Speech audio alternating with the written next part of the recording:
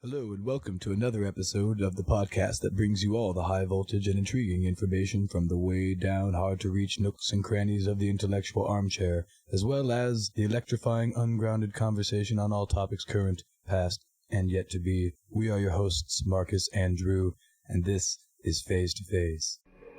A distinctly human error. Signal is stable. This frequency will continue to remain open. Am I feeling I've been left behind? Feeling I've been left behind. Today's topic is going to be the 9/11 conspiracy. Boy. So strap yourselves in, folks. That's a big one. All right, now, Marcus, how you doing over there? Comfortable. Awesome. As comfortable as I can be in a breakfast nook. Yeah. Hey, man. Breakfast nooks and booths are two places you've never had a bad time in. Think about it.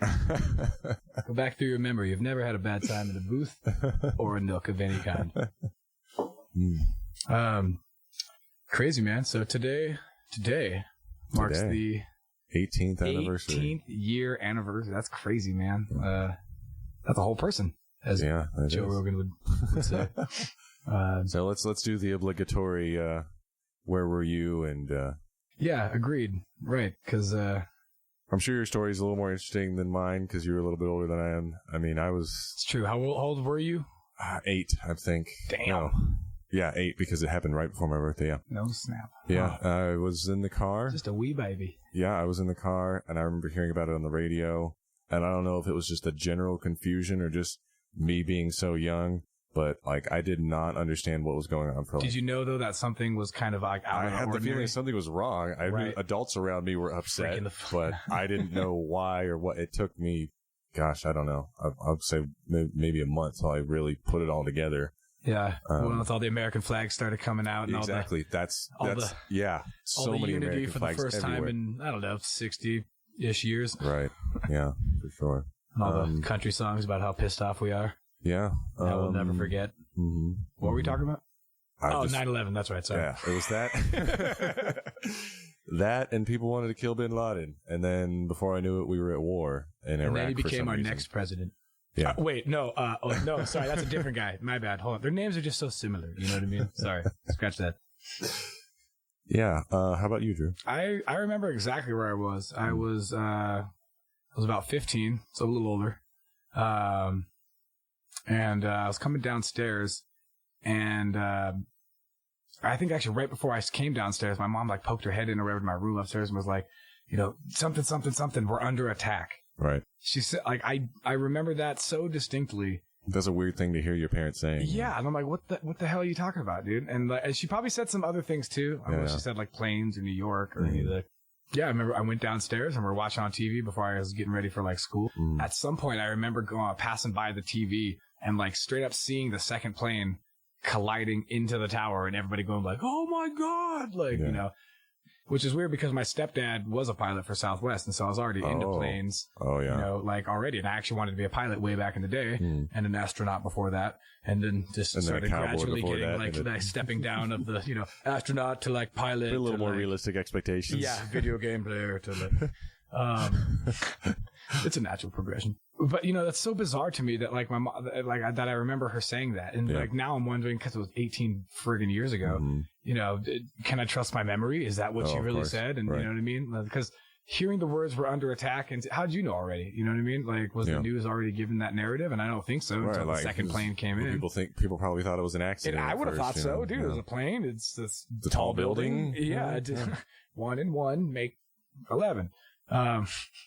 So, and then we went to school, and of course, like, that's all we did was watch the news. Yeah. Nobody did anything in class, dude. The same 10-second clip over and over, dude. Yep. Yeah. And then just people talking about, like, who it was and who they think. And then, like you said, Osama bin Laden's name kept getting thrown around, and Al-Qaeda and all this, like, all these words and names that America had, like, never heard before. Right. You know what I mean? So, with the exception of the small people that were actually, like, paying attention to the, like, geopolitical, like, theater that was going on. But so what was the first time you heard about the conspiracy? Oh man, I also know exactly where I was. Really? Do you remember? I'll let you go first. I think it probably wasn't until many years later until really understood what was happening, with the benefit of hindsight and learning more history and such. How old do you think you were? Probably 14, 15. I mean, I remember that South Park episode about it for sure. 1 out of 4 Americans believe that September 11th was an inside job. Are you saying that 1 in 4 Americans are retarded? Well, let's do a poll. There's 4 of us. You're retarded. That's 1 in 4. Yeah, I mean, I remember hearing rumblings about Building 7 and bombs in the building and something about the steel not being strong enough or whatever. Yeah, that was a big talking point. Things didn't add up, so. Right. So tell me your story. 2005, 6, or 7, right around there. Memory's a little blurred, folks. I apologize. I'm a little drunk. I was just at a buddy's house. He basically, I remember this dude's name to this day, Christian. He went and was like, hey, man, you want to see something crazy? Like, I don't know how maybe we were talking about September 11th, or maybe we were talking about geopolitics in general or whatever. And, dude, he took me to really wild porno in the background. Right? It's got some donkeys in it. And yeah, he took me to over to the computer with another buddy of mine. Yeah.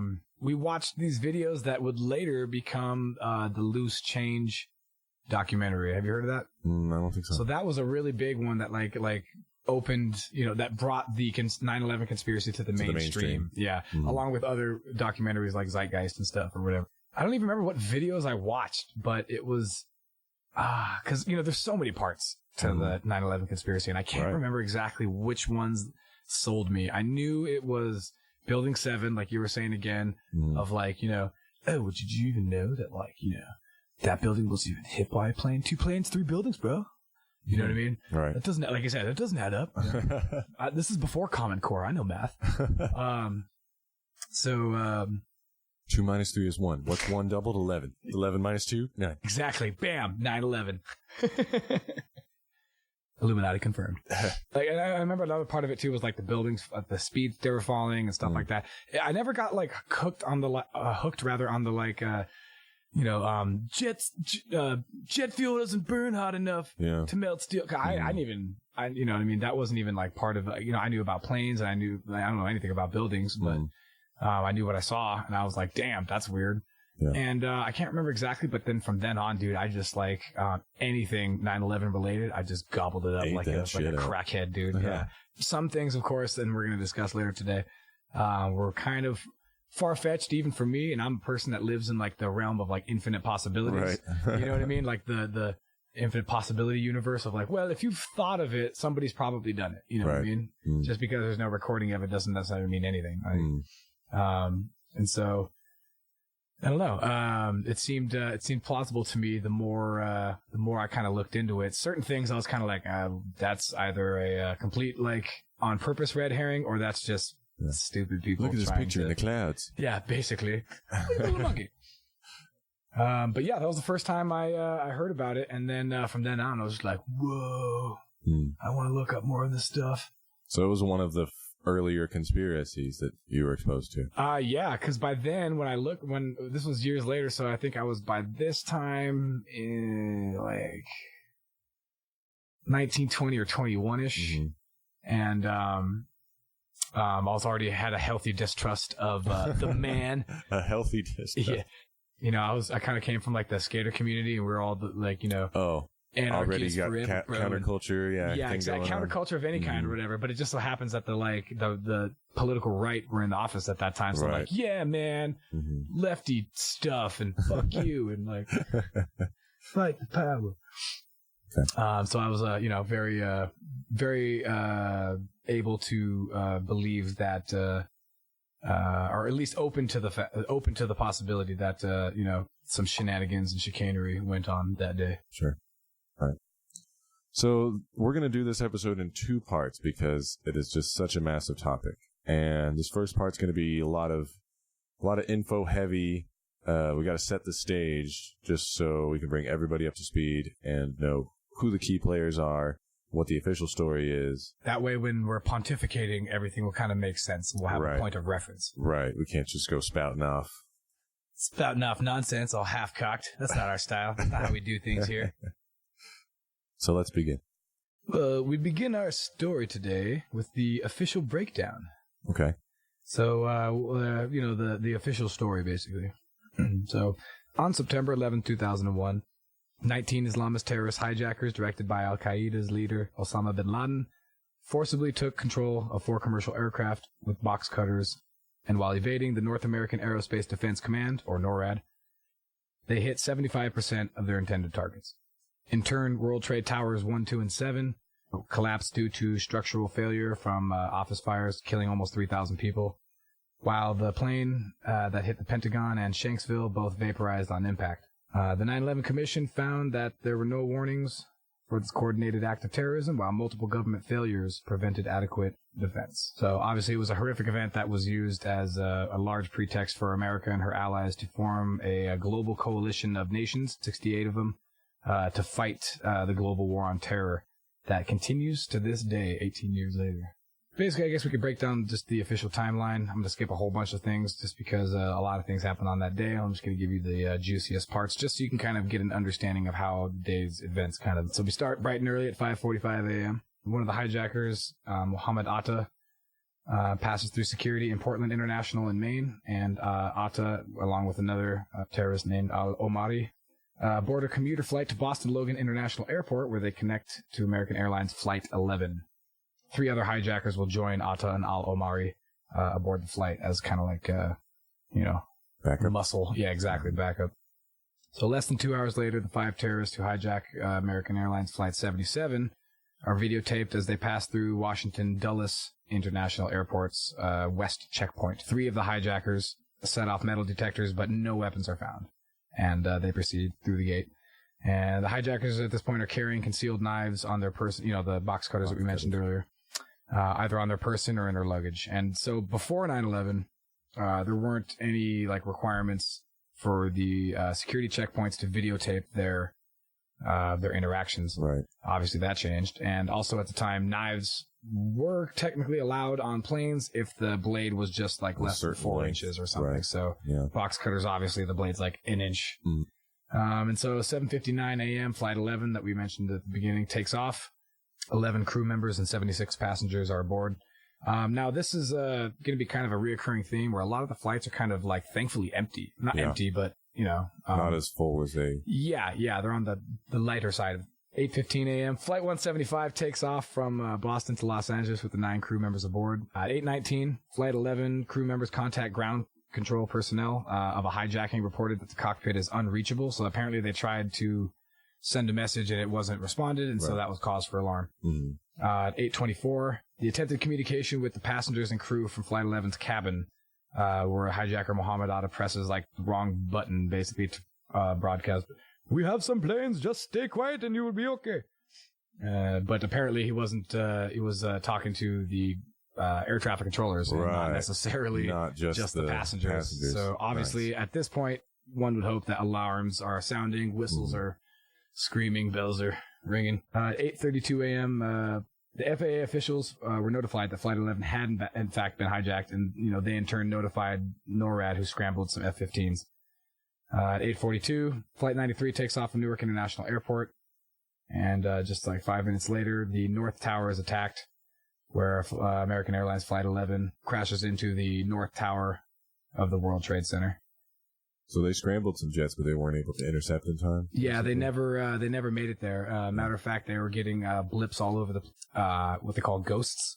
Because because there was a whole bunch of exercises being run that day, and so there's a bunch of fake radar. And so they were trying to get contact with everybody, and in the confusion they ended up not being able to intercept any of the jets. Right. Except for maybe Flight 93, the one that crashed at Shanksville, but we'll get there. So obviously, everybody aboard the 92 passengers and crew are killed, and as well as an estimated 200 employees at the tower. So from there, raging fires begin to kill dozens more. At 8:55, Bush's motorcade arrives at Booker Elementary School in Sarasota, Florida, where President Bush was scheduled to appear at a photo op to promote a reading program for third graders. News of the first crash, I think at that point had already been relayed to him, but we were all just talking about earlier, everybody thought it was a terrible pilot. So at 9:03 a.m., the South Tower then is attacked, and that's where 5 hijackers crashed United Airlines Flight 175 into the floors 77 through 85 of 2 World Trade Centers, the South Tower, killing all 51 passengers and the crew members, the 9 crew. From there, 9:05, President Bush, his chief of staff from the White House, leans in. His name is Andrew Card. Leans in and lets him know that the second plane that hit the World Trade Center, and that's where he utters the famous words, quote, "A second plane hit the tower. We're at war." But later he changed the statement in like different subsequential interviews to instead of "we're at war" to "we're under attack." 25 minutes later, Bush and members of his staff decide that it's a good idea to leave the elementary school. So it's 9:35 now, and drive to the Sarasota-Brenton International Airport to board Air Force One and bounce.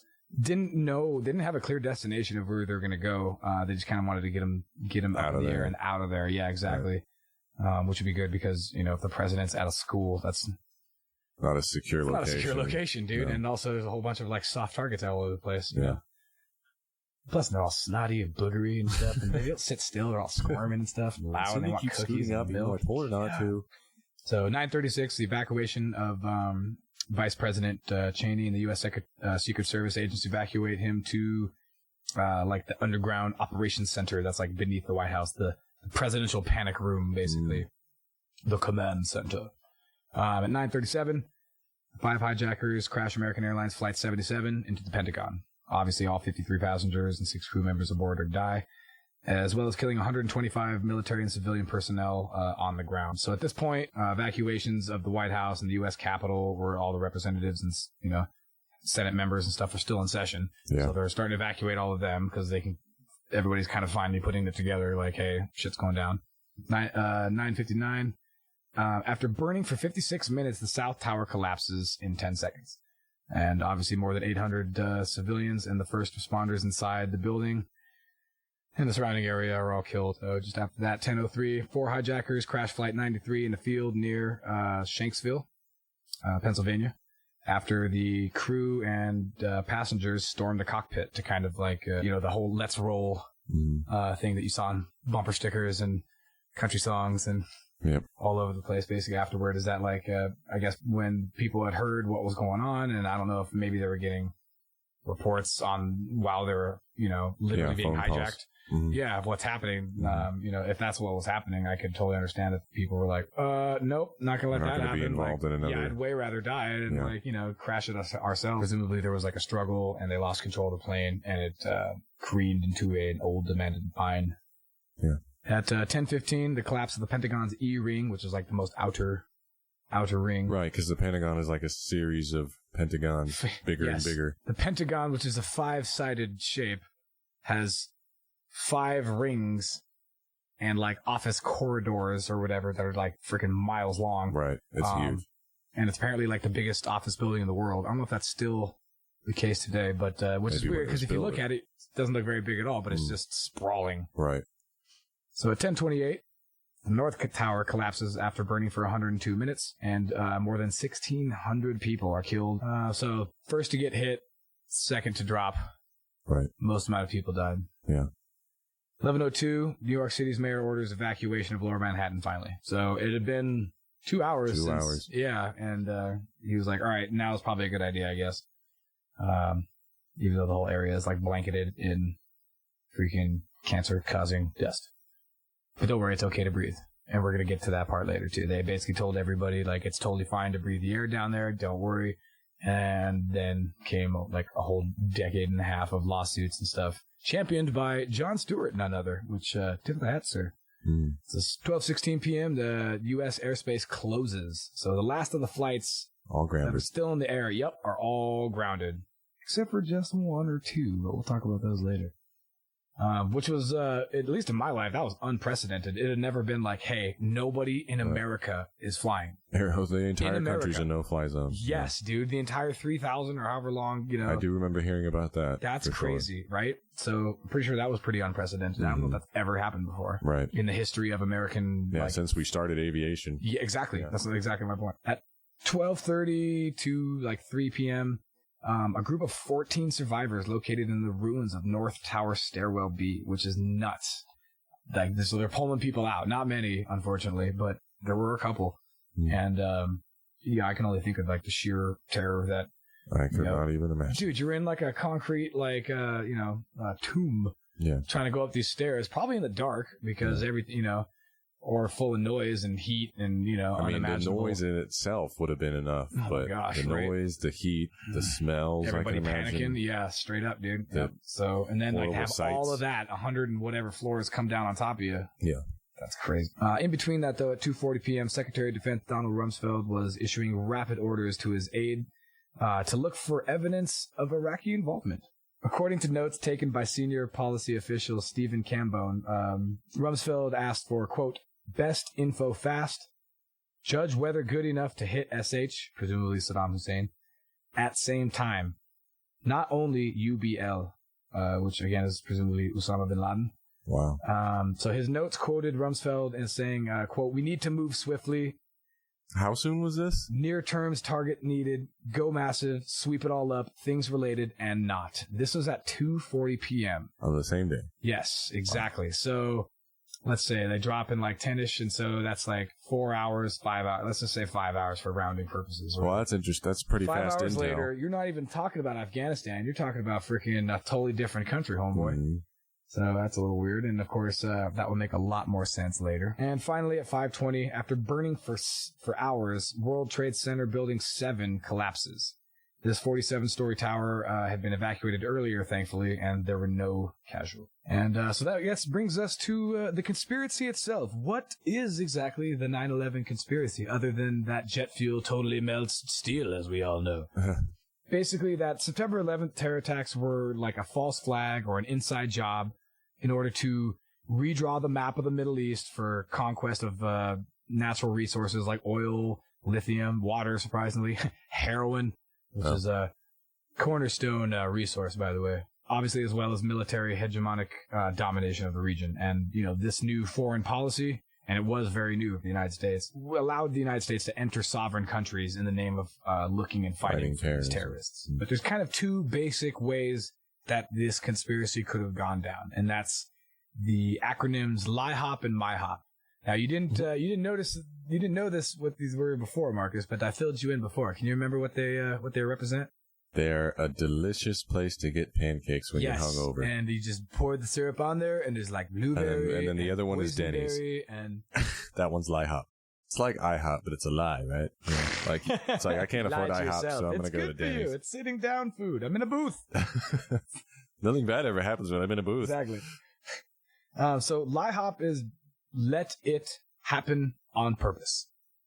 And a lot of people, so for instance, to give people a frame of reference, a lot of people think that the Pearl Harbor attacks were actually a LIHOP event, which is like, oh no, they're going to attack us at this one spot. We better stop them. Wait a minute. What if we didn't? Yeah. And get everybody all riled up and pissed off, and like, you know, a million men, you know, volunteered right after. That was the largest, you know, wave of volunteering, I imagine, since September 11th. So a MIHOP is a make it happen on purpose, which is far more nefarious, obviously, because letting it happen is bad enough, but you being the progenitor of it is you orchestrating pretty despicable. Yeah. They would never do that, Drew. They would never plan to. You would never do that. No, they would Marcus. never plan to attack themselves. They would never plan to hurt American citizens. Why would they attack themselves? That would hurt yourself. They would never plan to hurt American citizens just to initiate some military conflict. Just buy this flag. Shut up.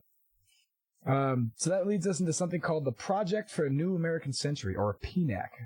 This was a neoconservative think tank that was established as like a non-profit educational organization in 1997 that was based in D.C., that primarily focused on the U.S.'s foreign policy. And PNAC's stated goal was to, quote, promote America's global leadership, end quote.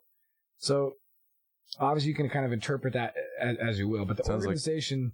I was going to say, it sounds like it's giving us a license to police the world. Yes, exactly. And there's more language in here, and it says, quote, America's leadership is good for both America and for the world, quote, end quote, which I actually kind of tend to agree, as long as we're, you know, doing moral and just things. I think democracy is good for most of the world. Right, dude, exactly. But it's not like we have all the answers figured out. Right. Nation building, I wouldn't exactly call, you know, and like leader toppling, I wouldn't exactly call forced regime change. Yeah, I wouldn't exactly call that like good for the world necessarily. Yeah. Although 10% of the time, maybe that is necessary, or 1%, I don't know.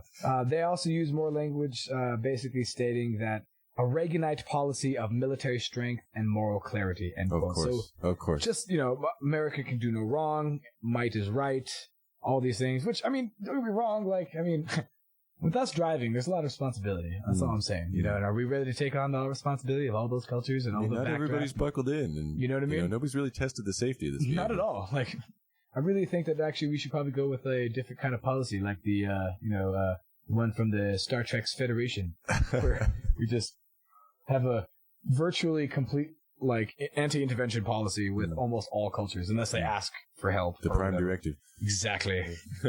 One of PNAC's most influential publications was a 90-page report titled Rebuilding America's Defenses, Strategies, Forces, and Resources for a New Century. Citing the PNAC's 97 statement of Rebuilding America's defenses? Rebuilding, as if they were not there. Yeah, as if they weren't the enough. world's most powerful forces ever. Interesting.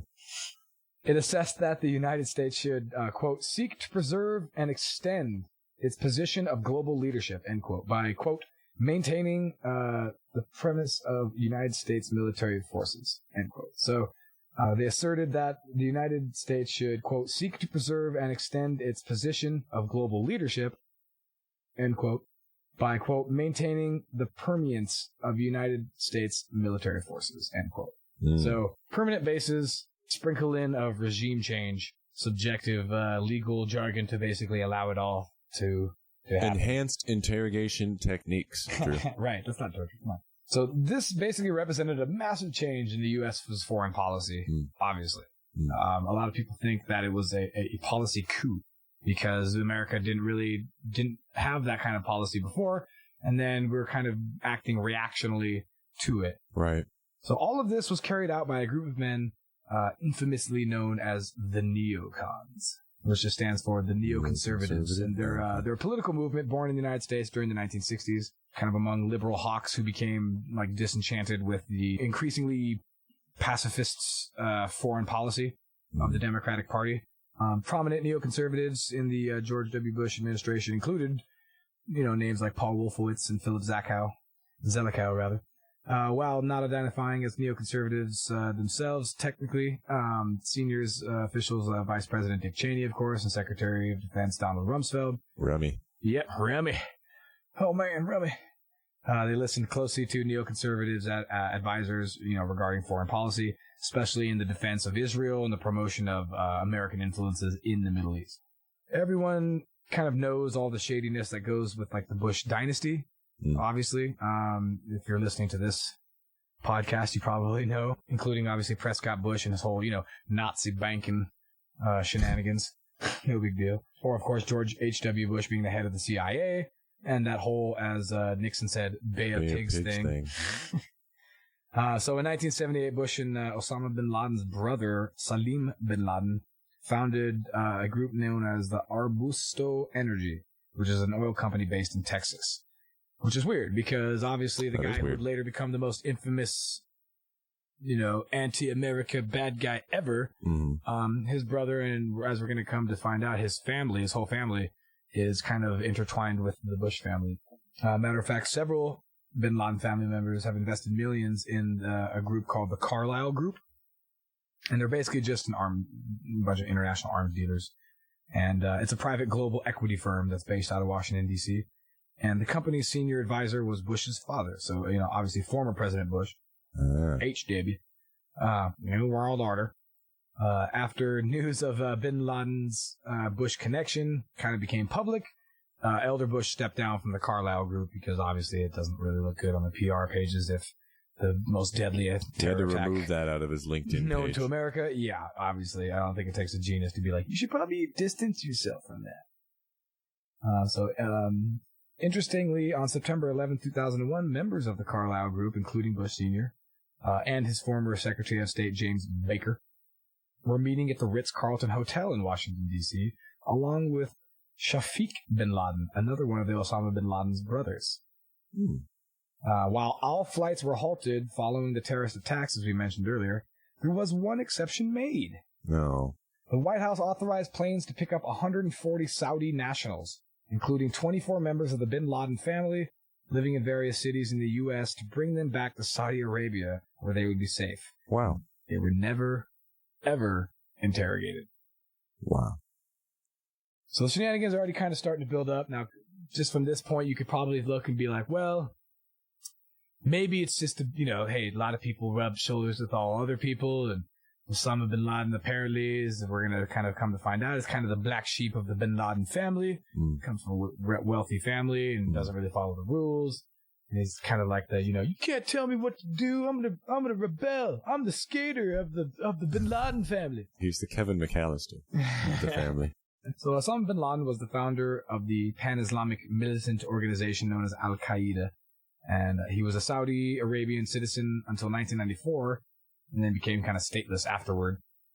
I guess they got kicked out. A member of the wealthy bin Laden family and an ethnic Yemeni. He was born in Saudi Arabia, and he studied at the university until 1979 when he joined the Mujahideen forces in Pakistan, fighting against the Soviet Union in Afghanistan. About the same time the Soviet deployment, the United States began giving several $100 million a year to aid in the Afghan Mujahideen insurgency. Right. A la Charlie Wilson's War with Tom Hanks. Fighting in an operation against the Afghani Marxist government led by the Soviets in an operation called Operation Cyclone. Along with native Afghani Mujahideen, where Muslim volunteers from other countries, kind of popularly known as the Afghan Arabs. So basically, he helped fund the Mujahideen by fueling arms and money and fighters from the Arab world into Afghanistan, and gained a popularity among a whole bunch of the Arabs. And in 1988, a true philanthropist. Formed, yeah, exactly. In 88, he formed Al-Qaeda officially. He was subsequently banished from Saudi Arabia, and after establishing a new base in Afghanistan, he declared his war against the United States for some reason, initiating his series of bombings-related attacks. And after evading capture for almost a decade, bin Laden was located in Pakistan and killed by SEAL Team 6 of the United States Navy in May of 2009. Hide-and-seek champion of the world. Yeah, right. Excuse me, in 2011. All right, I saw that meme online somewhere. Yeah, right. Trying to put more jokes into this thing because it's just so heavy. And there's even a conspiracy surrounding whether or not he was actually killed. Yeah, a great story for another time. Right, exactly. Now we're going to go into the background of the 19 hijackers. Huh? So on September 27, 2001, officials released photos of all 19 hijackers, along with information about possible nationalities and aliases. Turns out 15 of the men were from Saudi Arabia, 2 from the United Arab Emirates, 1 from Egypt, and 1 from Lebanon. You know what's weird is none of those states rhyme with Mirak or Afghanistan. Wise man. Yeah, exactly. Freaking. So that's going to be kind of a reoccurring theme. Logic would dictate we go one way. For some reason, we just take a left and go to Iraq. So these 19 men were allegedly affiliated with the Al-Qaeda Islamic fundamentalist terror group.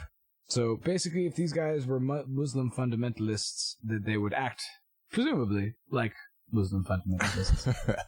The hijackers began immigrating to the United States in 1999 under approved visas, living fairly nondescript lives in places like Florida, New Jersey, California, and other parts of the country, taking flight training courses to aid in their suicide. The men were then organized into 4 teams, each led by like a pilot, trainer, hijacker, with like 3 or 4 muscle hijackers to back them up. And they were all trained to help, subdue the pilots, passengers, crew, and allow the team leader, team captain to kind of do their thing. 3 of the 4 terrorists went to the same flight school in Venice, Florida for 6 months, Huffman Aviation. So they went there to kind of train how to fly, obviously because you're going to need to, if you're going to take control of the cockpit, you can take control of the plane, you're going to want to know what you're doing to make the plane into a weapon. Right. Turns out these guys were all terrible pilots. So Muhammad Atta was going to be the team lead for Tower 1. Marwa Al-Sayed.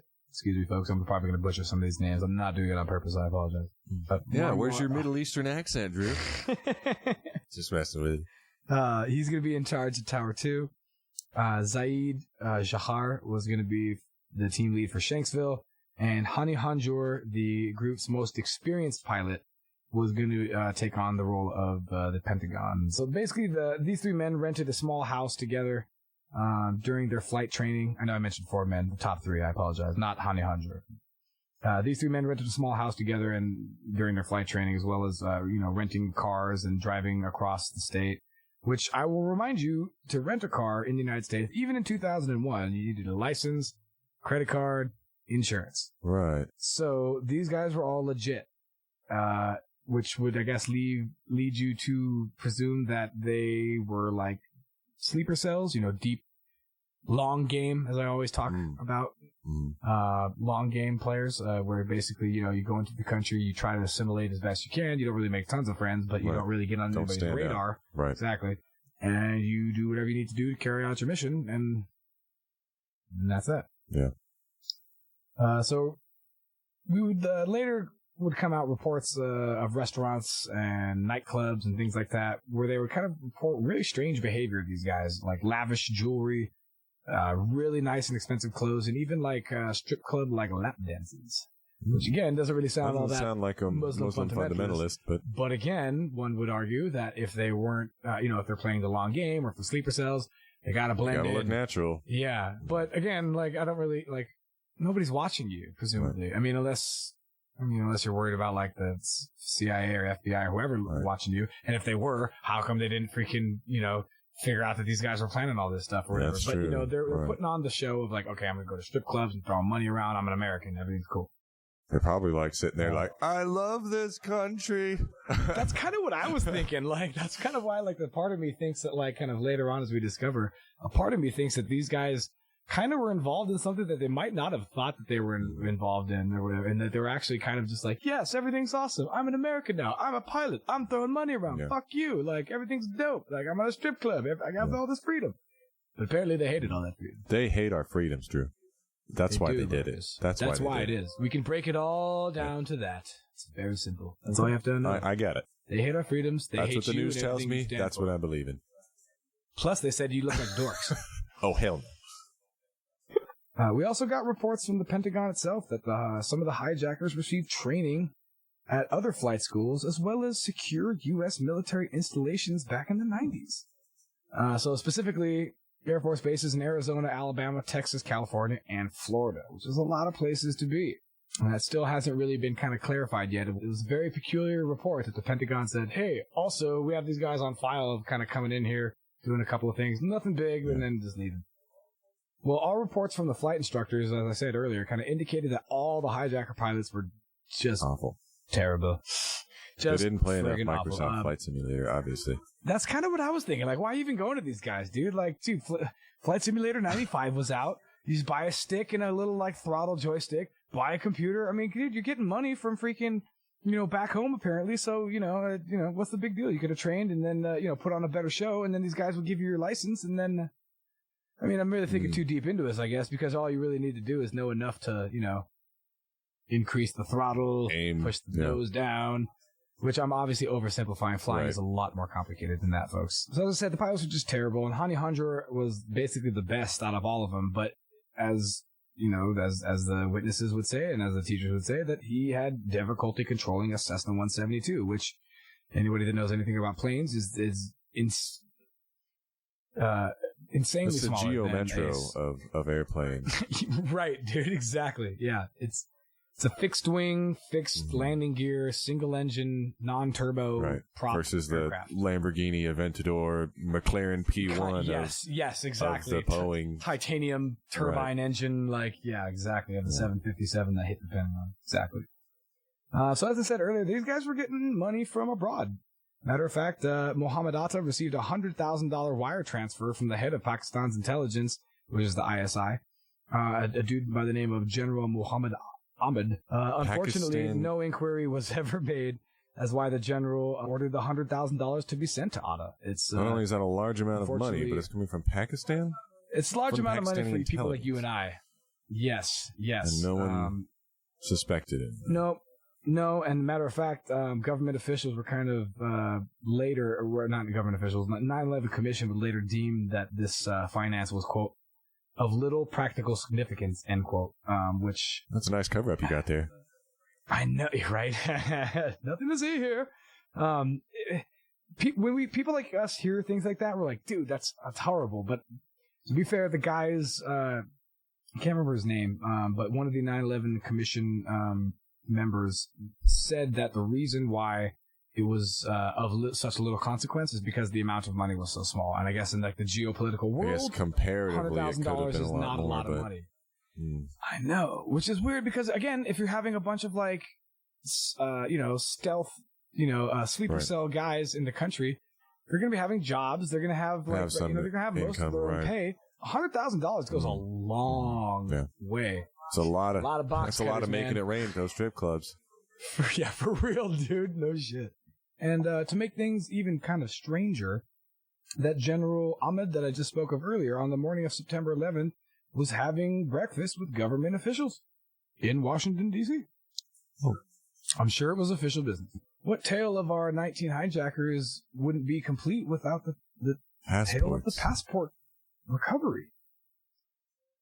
So according to the testimony of Susan Ginsburg, it was a staff member of the National Commission on Terrorist Attacks upon the U.S. In January 26, 2004, as a public hearing, 4 of the hijackers' passports have survived in whole or in part. 2 were recovered from the crash site at United Airlines Flight 93, which is the one in Pennsylvania. That of Zaid Jahar and Saeed Gamadi. Even though the plane was vaporized, apparently. The passports survived. We still found the passport. So we know who did it, so that's good. Because that's what matters. One belonged to a hijacker on American Airlines Flight 11, which again was the first one. The one with Atta. This is the passport of Satam al-Sakwami. And it's a passerby basically picked it up and gave it to the New York Police Department detective shortly before the World Trade Centers collapsed. So it came out of the plane, through the building, and down to the ground into the person. And then he gave it to a police officer because... Right. That way we know. Again, that's what's important, Marcus. So a 4th passport was recovered from the luggage that did not make it from a Portland flight to Boston on a connecting flight that was going to be American Airlines Flight 11. If you remember at the beginning, we said that that the terrorists, Mohammed Atta and his buddies, basically hopped a commuter plane before they hopped on Flight 11. And apparently their baggage from that commuter plane didn't make it. And so the passport of Abdul Aziz Al-Omari was found in the luggage. And in addition, these 4 passports, some digital copies of the hijackers' passports were recovered in the post-9/11 operations. And 2 of the passports that had survived, those of Satim al-Sakim and Abdul Aziz al-Omari, were clearly doctored. So, again, clearly there's some fuckery going on, but I guess you would, assume that if these guys had money and, foreign state backing behind them, they probably have, fake documents. Yeah, they should have all been faked, right? Exactly, right? Like, you would think you would give them all fake. Well, if they're all going on suicide runs, I mean, it doesn't really matter. Coming back. I don't know. That's just weird. It's weird. Yeah. I don't know enough about the cloak and dagger community to be able to be like, that's a dumb thing. Why'd they do that? So the FBI was quick to identify the hijackers, including the leader, Mohammed Atta, when his luggage was discovered at Boston Logan's airport. His luggage. Atta had been forced to check 2 of his 3 bags due to space limitations on the 19-seat commuter plane that we talked about earlier. 2 out of his 3 bags? Yeah. So this dude brought 3 bags on board a one-way flight, as it were, to use the term for this. Right, suicide mission. Yeah. He packed 3 bags and checked, and I guess like 2 had to get checked, and he was able to bring 1 on, and those 2 checked bags later ended up in the FBI's hands because they didn't make it on the connecting Flight 11. Make sense? No, it's just very strange. Which I guess begs the question why. Again, like the strip club thing, I guess, is that like if somebody's watching, act natural. What we're realizing going over this is that before 9/11, no one was watching. Nobody was watching. Why would you bring all the hassle of checking the bags and doing all that stuff if you're on a one-way flight, bro? You know what I mean? Like, why wouldn't you just have 1 bag? That's not suspicious. If anything, making 3 bags makes you more suspicious. All the time. When the FBI found important clues examining Mohammed Atta's left-behind luggage, the doctored passports and yada yada. In addition to the luggage containing papers that revealed the identity of all 19 hijackers and provided information for their plans, motives, and background. So again, not only are you packing 3 bags of useless nonsense that's going to get incinerated, you check 2 of the bags that don't make it. Not the one that did make it. The 2 bags that didn't make it. Those were the ones that had all the incriminating evidence. Giant paper trail. Yes. Well, that's awfully the other convenient. 19 hijackers, why would you bring that? Why wouldn't you burn that the morning of? I don't know. I'm not a spy. I'm not a sleeper cell. Maybe this is all standard operating procedure. Okay. I highly doubt it, but I mean, for all I know, So the FBI was able to determine such information as the dates of birth, known and or possible residencies, visa statuses, the specific identities of the other suspected pilots. None of these documents have been scrutinized by independent legal experts. So again, another red flag. Also found in the bag, according to the unsealed warrant affidavit, were a copy of the Quran and a handwritten document in Arabic. That was, I guess, kind of like a will of sorts. And this document was, different from different things, like the terrorist manifesto that the FBI had found on some of the other, again, among some of the other hijackers' stuff. So, ladies and gentlemen, this is what we call an orgy of evidence it's an official term. Look that shit up. It's when there's just so much pointing in the right direction that it's almost weird. That is definitely weird. You know what I mean? Like, when you look at kind of organic events, especially one as coordinated as this, you would think that they wouldn't be so nonchalant about things because they were so good about everything else. This is something that they've evidently been planning for years. For a long time, right? But they leave a will, which is something that you want somebody to read, along with a list of your plans and all the people involved. You don't send the will back home to your family members or whatever. No, you have like the bag that you're supposed to bring with you. You have it in your luggage. Yes, but even though it didn't make it on the plane. So you brought a will that was supposed to go on the plane that you were going to crash into another building. Yeah. So, I mean, make of that what you will. I don't know. It doesn't prove anything, but WTF. I guess the next subject we should discuss briefly as far as the background is Towers 1, 2, and 7. The original World Trade Center was a large complex of 7 buildings in the financial district of Lower Manhattan, New York City. At the time of their completion in 1972, Twin Towers, the original 1 World Trade Center at 1,368 feet, and 2 World Trade Center at 1,362, so just a little shorter. They were the tallest buildings in the world at the time. And the core of the complex was built between 1975 and 1985 at a cost of apparently $400 million, which is equivalent to $2.27 billion with a B in 2018 terms. In 98, the Port Authority of New York and New Jersey decided to privatize the leasing of the building to a private company to manage, and it awarded the lease to Silverstein Properties in July of 2001. Mere months. So just before 9/11. Mere months. So the core of the towers housed the elevator and utility shafts, restrooms, 3 stairwells, other spaces.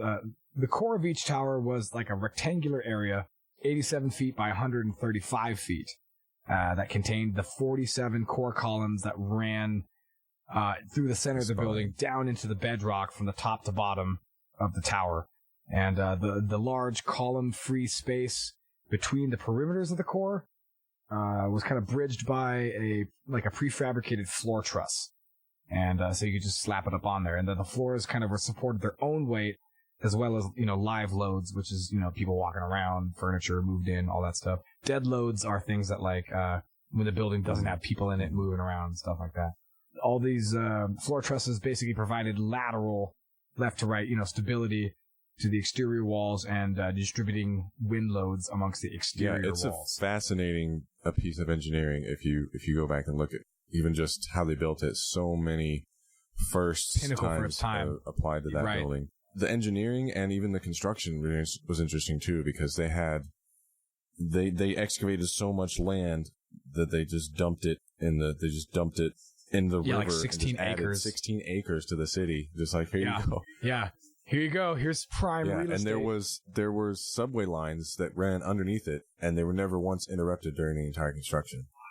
Yeah, oh, I didn't know that. That's crazy. And they created a what they call the bathtub, right, which was a foundational moat that kept the Hudson River out, basically, and kind of encased the entire complex in a like concrete moat. They used what are called kangaroo cranes, which is like they had basically, since these buildings are big squares, they basically had one on each corner, and they would just kind of build up the they would build up each other so they could keep building up the building higher and higher, like in a circle almost. Like they had a crazy building pace too, and the exterior walls, the famous exterior walls, they were so massive that they had to be built like piece by piece off site and shipped in exactly when they needed it.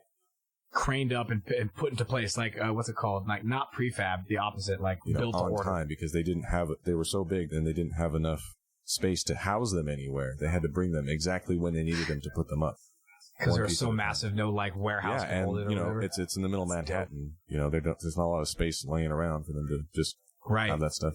And this exterior supports were like a screen grid that went around, that wrapped around the exterior. I've heard the metaphor of a mosquito net kind of around the building.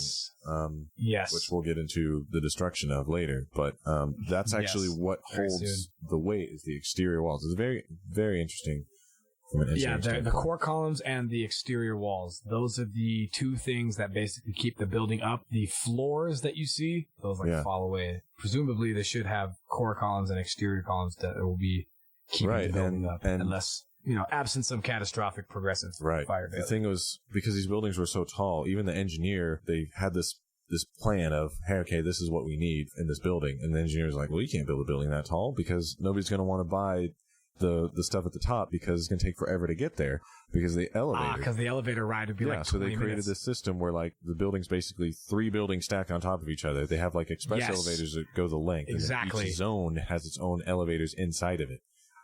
Exactly, and that's why it was genius. It was because you could now stack 3 office buildings on top of each other, making the one tower. Right, and the design allowed for that to be the space to be utilized in such a way that each floor was an acre of real estate. Concrete. Yeah, just for people to rent out. Yeah, it represented an acre of concrete each floor, which is crazy. So again, the floors kind of consisted of like a 4-inch thick, lightweight concrete slab, and also as well as fluted steel. And it was like a grid of lightweight steel trusses, 4-inch thick, and then tapering as you go up to a 1/4-inch thick, because obviously you don't need 4-inch thick steel beams on the top floor because it's not holding up that much or whatever. So you kind of progressively get thinner and thinner and thinner. And there is actually a couple of interesting things from an engineering standpoint that we'll point out later that really exacerbated the problems, the collapse and the loss of life. The floors were connected to the perimeter spandrel mesh plates that we just discussed earlier, the screen. They were called viscoelastic dampeners, and that helped reduce the amount of like sway left by the building occupants, as well as hurricane, force winds of New York. So during its existence, the World Trade Center experienced several major incidents, including a bank robbery on the 14th of January 1998. As well as a bombing on February 26, 1993, very famously, where a truck bomb detonated below the North Tower of the World Trade Center. 1,336-pound explosive device was intended to obviously send the North, crash it into the South Tower, and then eventually bring both towers down, obviously killing a gag of people. Obviously, thankfully, it failed. But it did kill 6 people and injured over 1,000, which is... in those type of situations, I imagine the panic created probably causes more damage than the actual blast. Trampling and all that stuff, And on the day of September 11th, people actually thought that over 100,000 people might be in the rubble. Check my numbers on this, folks, but I think around 30 to 40,000 or even 50,000 people worked at the World Trade Center every day. But basically, dude, they thought that like between 50 and 150,000 people were in the rubble or whatever. And thankfully, when we got all the number counts, it was like 3, which, again, not as bad as I guess it could have been.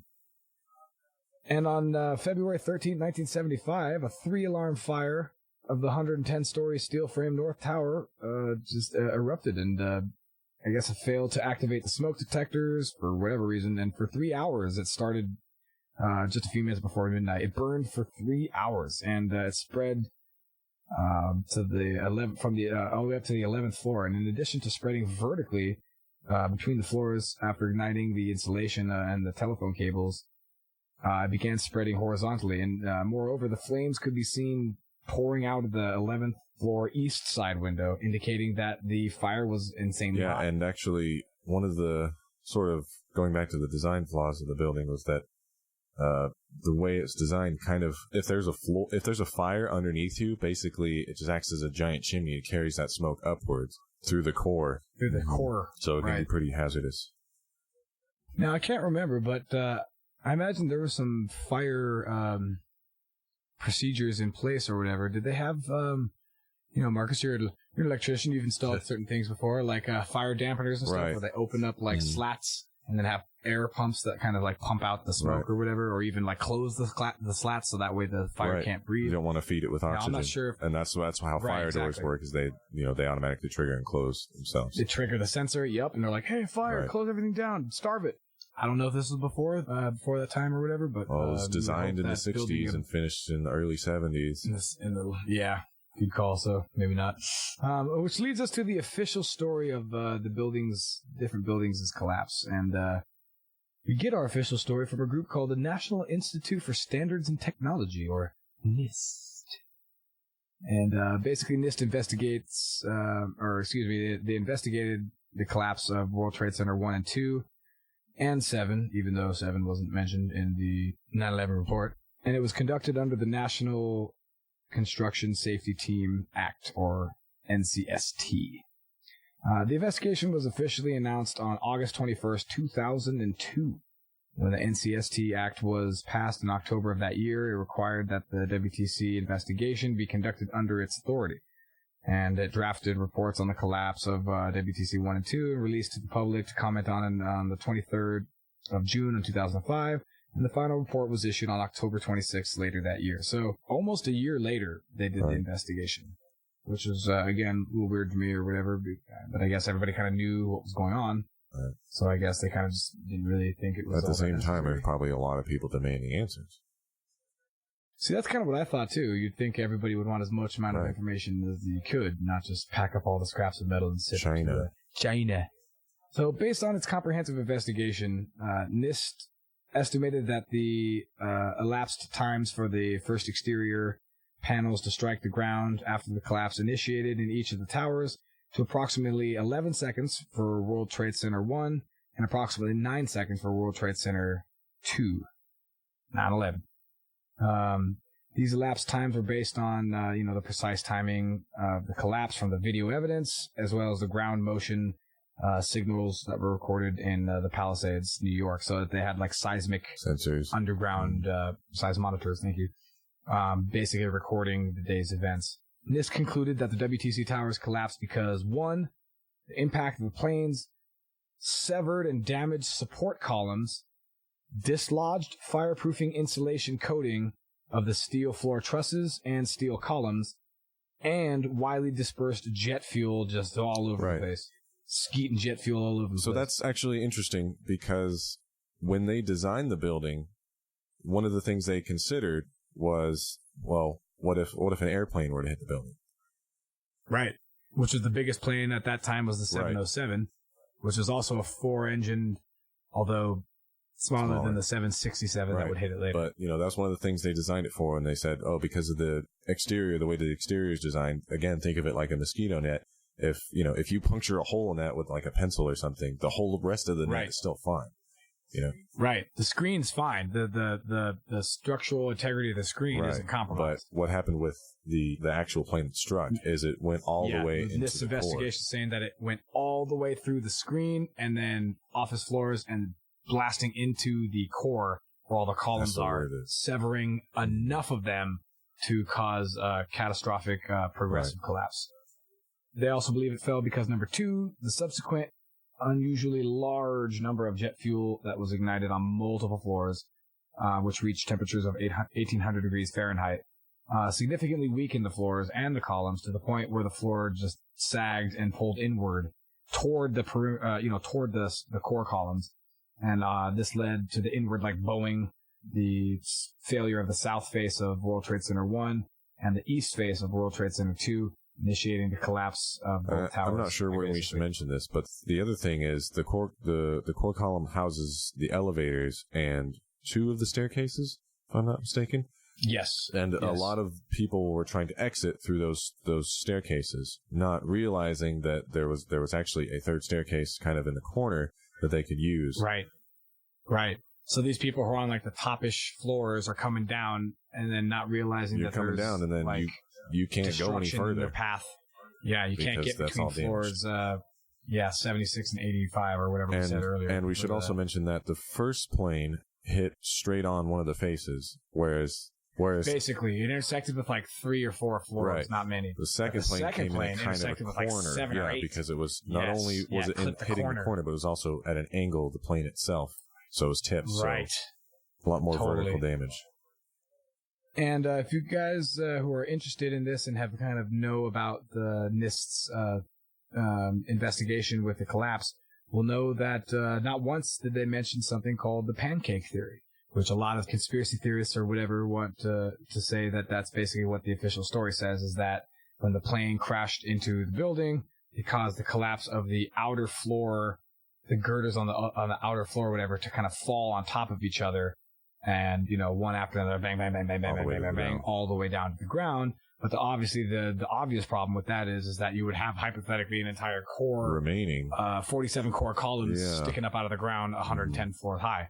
You know what I mean? Which obviously we didn't see. So this theory basically suggests that after the towers were weakened in the center and the core columns, all 47 core columns have suffered simultaneous structural. And the other thing that's a pretty popular sticking point in the conspiracy theory is the temperature of the fire. Now, we should mention that steel doesn't melt.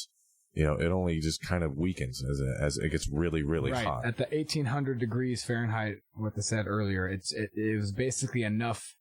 Of course, it doesn't have it melt. It just causes it to sag. And everybody knows that when metal gets warm or changes temperature and gets higher or whatever, it expands, at least to some measurable degree. It becomes more malleable. On a molecular level. Right. And so, and then you have that way up in the air with all these live loads on it and all this stuff, one could see. And again, when they went back and interviewed the engineers, that was one of the things that they said that they didn't consider was jet fuel.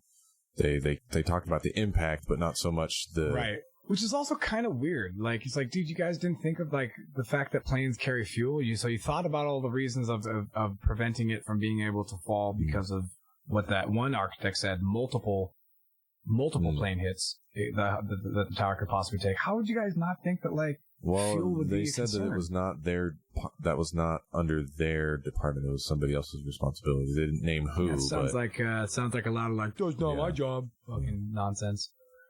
And as we're going to kind of come to see later, maybe wrapped up in the second episode possibly or whatever, where we have our weird facts portion, we're also going to discover that NIST did some readings on thermal measurements on some of the steel, 100 and something pieces or 200 and something pieces, to see whether or not those pieces had reached that point or whatever.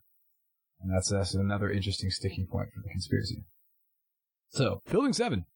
World Trade Center Building 7, WTC-7, was a 47-story office building located immediately to the north of the main World Trade Center complex, and it was completed in 1987. It was built on top of an existing Con Edison substation, power substation, and it was located, and the land was owned by the Port Authority of New York and New Jersey. Different government institutions like the CIA and others held offices there, as well as agencies that were investigating stock and accounting frauds, which will become more interesting later on. So basically debris from the collapse of Tower WTC-1, which is 137 feet to the south, ignited fires on at least 10 floors to the building. However, the fires on some of the lower floors, 7 through 9 and 11 through 13, burned out of control. So basically there was only 2 really burly fires in Building 7. So the primary and backup water supply of the sprinklers basically totally failed. because they're severed from the city's water supply. So those lines were damaged apparently during the collapse of buildings 1 and 2. These controlled lower floor fires eventually spread to the northeast part of WTC-7 where the building's collapse began. So the heat from the uncontrolled fires caused the steel from the beams and girders to thermally expand, leading to the chain reaction of events, causing the key structure columns to fail. The failure of these structure columns then initiated a fire-induced progressive collapse of the entire building. So basically, just a couple of columns started to go, and that caused a chain reaction that dropped the whole building. It collapsed in 6.5 seconds in symmetrical fashion, more than 7 hours after the other buildings fell. Strangely, Tower 7 was reported by the BBC to have fell at 5 p.m., which is weird, because it totally collapses at 5:20. Which, I mean, people could just leave that up to the chalking of like, oh, it was just, the fog of the day. Except on the report, over her left shoulder, you can see Building 7 clearly standing, totally not fallen. And so somebody somewhere was like, the building fell. And then 20 minutes later, the building actually fell. So I don't know. That's definitely strange. Make of that what you will. Speaking of weird things, a gentleman named Lucky Larry Silverstein. Right, you mentioned that earlier. Yeah, exactly. Silverstein Properties. So he won the bid for a 99-year lease just 49 days before the event. And he reportedly spent almost $15 million of him and his buddy's own money in order to do so. So that's a pretty heavy investment just a few days before. It's a big bummer that all these things happened right afterward. Because the Port Authority transferred security responsibilities to a private firm for the first time ever, just 6 weeks before the event. In addition, the new insurance policy was added to include anti-terrorism, which he argued for double later on. Each plane crash constituted a separate act of terrorism. So he received a payout of about $4.5 billion, which is a pretty good investment. Attaboy, Larry. Building 7, of course, was the last to fall and the first to be cleaned up. And a lot of people are kind of curious about how it fell, especially since a couple of weeks later, Larry Silverstein came out with his infamous Pull It interview, where he says kind of that the rescue effort that's underway is, is kind of completed and there's nothing they can do for the building and that they should pull it. Huh. Which, I mean, one could just assume that he's saying pull the, emergency, operations or whatever because it's too dangerous. There's already too much loss of life, as he indicated earlier. But that's going to prove like a bit of a sticky point for some of the more tinfoil hat-minded people of the world. Which leads us, of course, to the Pentagon. Speaking of tinfoil hats, right? Headquarters. Built in 1941 on September 11th, strangely enough. Sprawling over 40 acres, the Pentagon remains one of, if not the largest office building in the world. And the hijackers crashed the aircraft into the western side of the Pentagon at 9:37 Eastern Standard Time. But only after the aircraft is tracked by air traffic controllers, making a spectacular spiral dive, losing 7,000 feet and turning 270 degrees in about 2.5 minutes. A maneuver alleged to be impossible for the 757, skimming just above the ground, taking out 5 metal light poles in its process, and hitting a bullseye on the outer E-ring of the Pentagon's 70-foot wall. Many people witnessed the crash, including a cab driver who was nearly run off the road. The impact moderately damaged the area of the Pentagon, but caused a very large fire, and the top portion of the building would later collapse. Coincidentally, the area that was hit was reinforced just months before to protect computer data terminals. Matter of fact, a lot of people bring up the news conference or Pentagon conference or whatever that old Remy held just a day before, saying that the Pentagon had or misallocated $2.3 trillion, as in we don't know where this money is. But don't worry, all the information's on these computers. Right in this place that's about to get hit by a plane. Yeah. Unfortunately, the FBI confiscated videos of over 80 surveillance cameras in the area of places like private businesses, like gas stations, and et cetera, et cetera. To this day, we've only seen like 9 or 10 frames of one video, none of which show a plane. They don't really show anything. They show an explosion. A building and a fire. The building and a large ball of fire, which is weird because it's like, dude, that's just like throwing red meat to the conspiracy theorists. I mean, if you got evidence, You're like, throw it out there. You have this picture, like you have this camera with the best view ever. It's right up at like the looks like some kind of like security gate, maybe, or some sort of like, hey, you would think they would have cameras right there, you know? Right there. It's the Pentagon, for F's sakes. Like, and then they just released 10 frames, and they're not even 10 like consecutive frames. Really? No, they're just still pictures, basically, just some choice cuts. Which brings us to the fourth and final crash site, and that's Shanksville. Now, I don't have a lot under this because, well, frankly, there's not a ton of information on it, frankly. The fuselage, engines, seats, luggage were all swallowed up by a strip mine that it crashed into, leaving very little evidence of a plane crash. Matter of fact, one of the coroners was famously saying that he stopped being a coroner after about 10 minutes on being on site because there were no bodies, there was no parts, there was nothing for him to clean up or analyze, basically. More fuel to the conspiracy fire. Yeah, exactly. So moving on to part two, first thing we're going to be discussing is, I guess, the direct aftermath of the attacks, because an awful lot happened. Okay. So by this point, the towers have just fallen, and emergency procedures and cleanup have begun. With first responders sifting through the rubble and looking for survivors and remains, as well as continuously operating like a fleet of dump trucks hauling the steel debris from ground zero out of there. Most of the steel ended up being hauled off and sold for scrap to China. And although Osama bin Laden, which if you remember from last time, which is the Al-Qaeda's leader, he actually initially involved deniement. He officially involved deniement. Wow. Damn. That's hardcore. That's some back talking shit, dude. Wow, that's double talk right there. God damn, I'm fucking dyslexic. Why don't we put that beer down, Drew? Jesus, right? I've had 2 sips. 2 sips and today. You are trash. Right? Jesus. Give me your keys. Oh my god.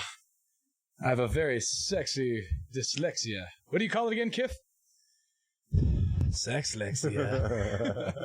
So although Osama bin Laden, which if you guys all remember from last episode was Al-Qaeda's leader, he actually initially denied any involvement. Really?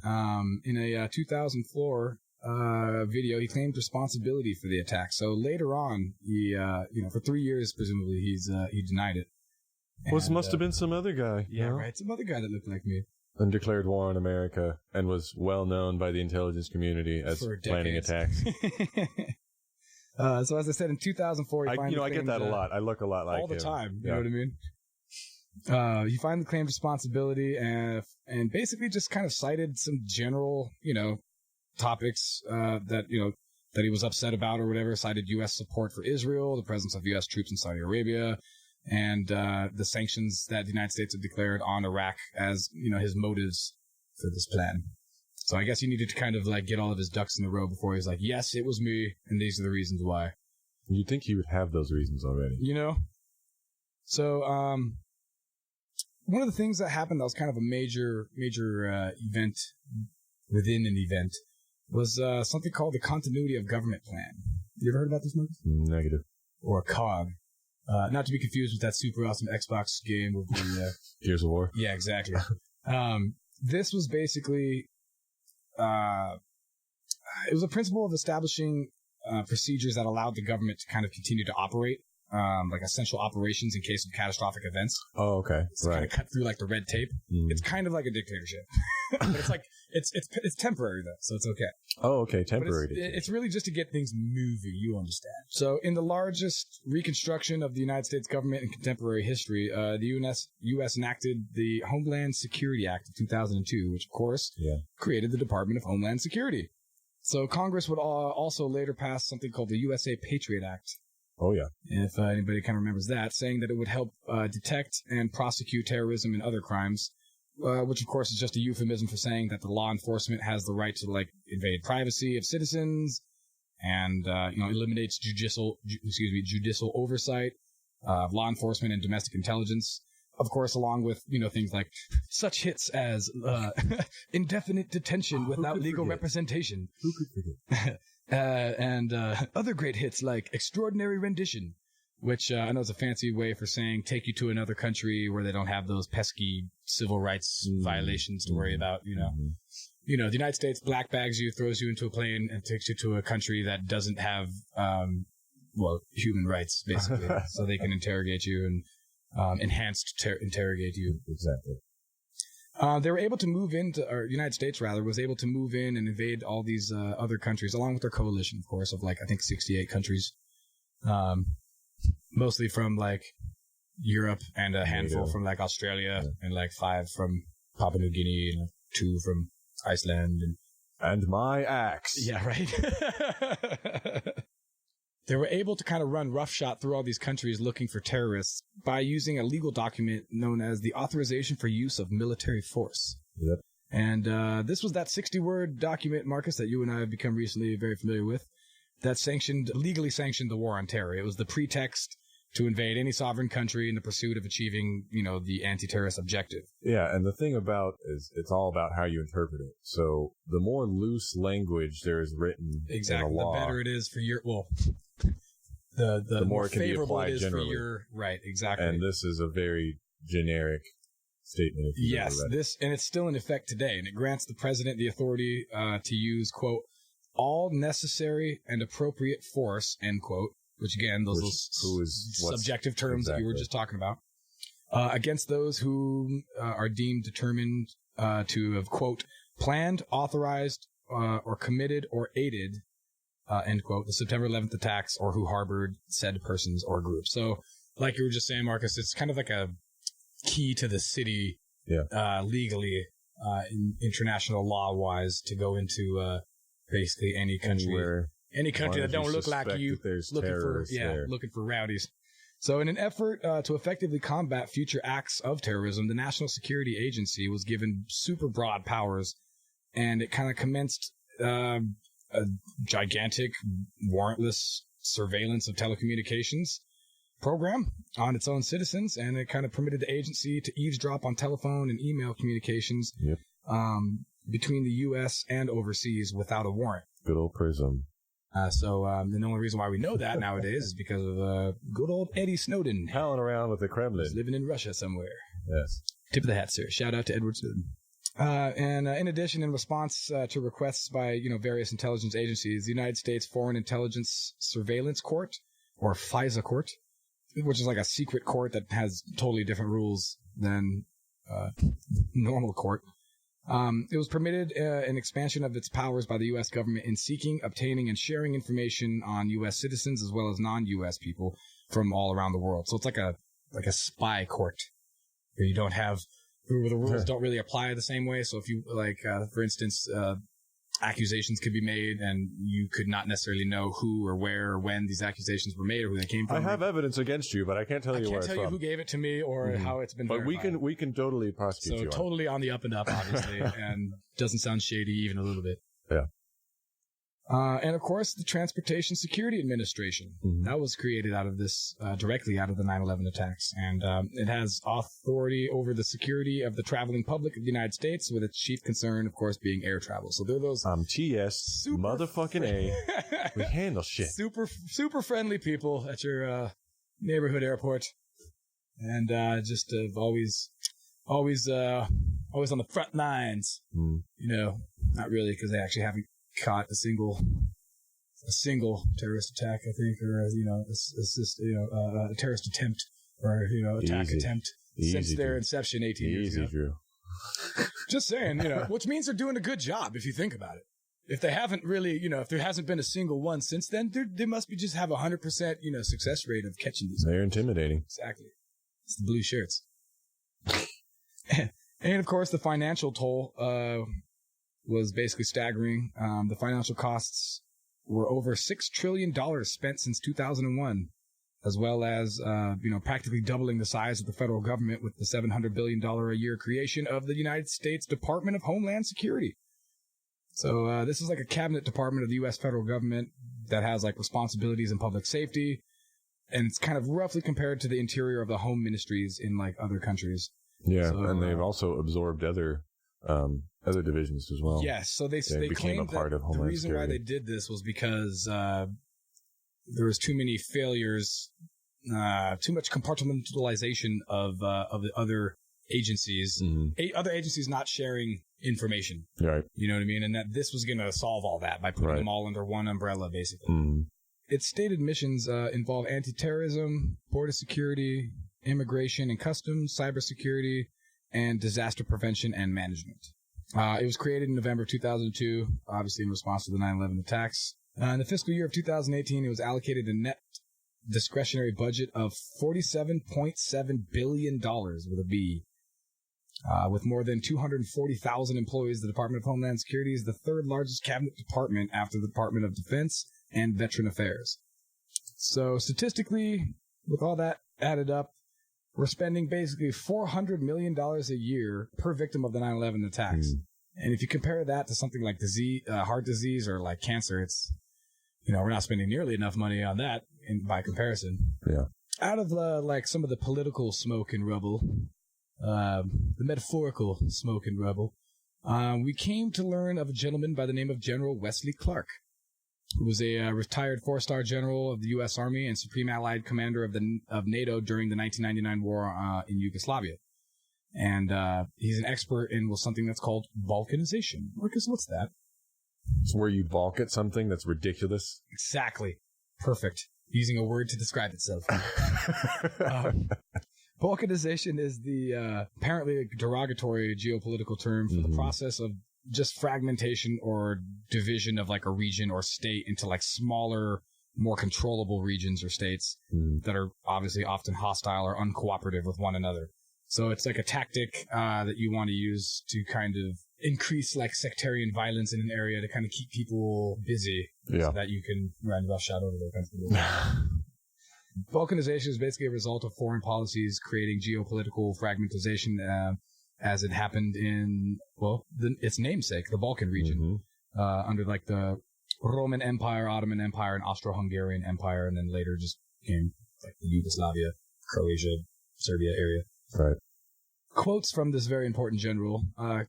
Back in 2007 at a some kind of symposium that he was giving in San Francisco, where he was stated saying, quote, "Whether you're a Democrat or a Republican, if you're an American, you ought to be concerned about the strategy of the U.S. in this region," referring to the Middle East. "What is our aim? What is our purpose? Why are we there?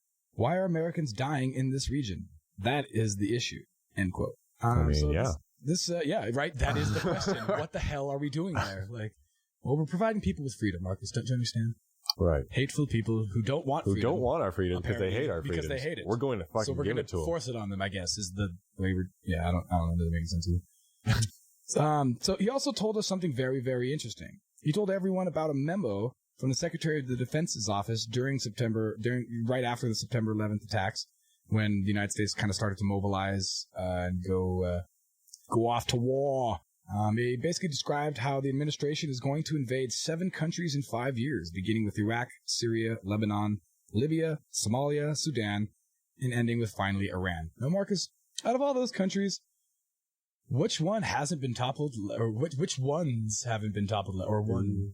Yeah, right. I'm going to go ahead and say 1.5 with Iran and Syria.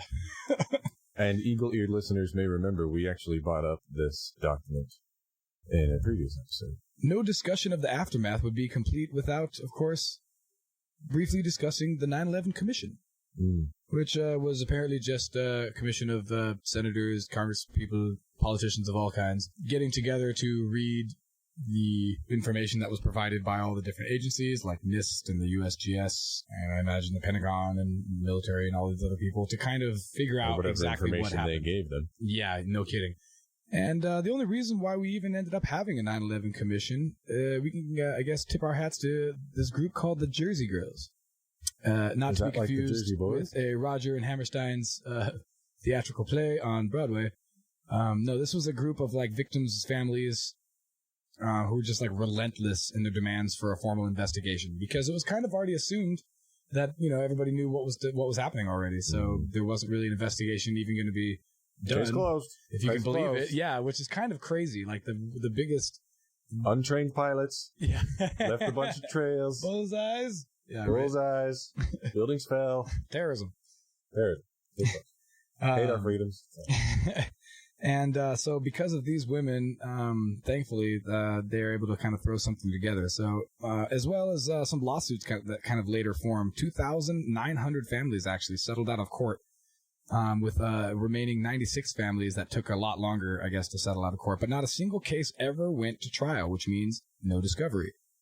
So you can't kind of bring up any evidence that may or may not contradict official story. The 9/11 Commission's, hey, this is what happened story. It's a very interesting point. You know? Well, the commission came after 441 days after the event, which is nuts. That's obviously more than a year. More than a year. Yeah.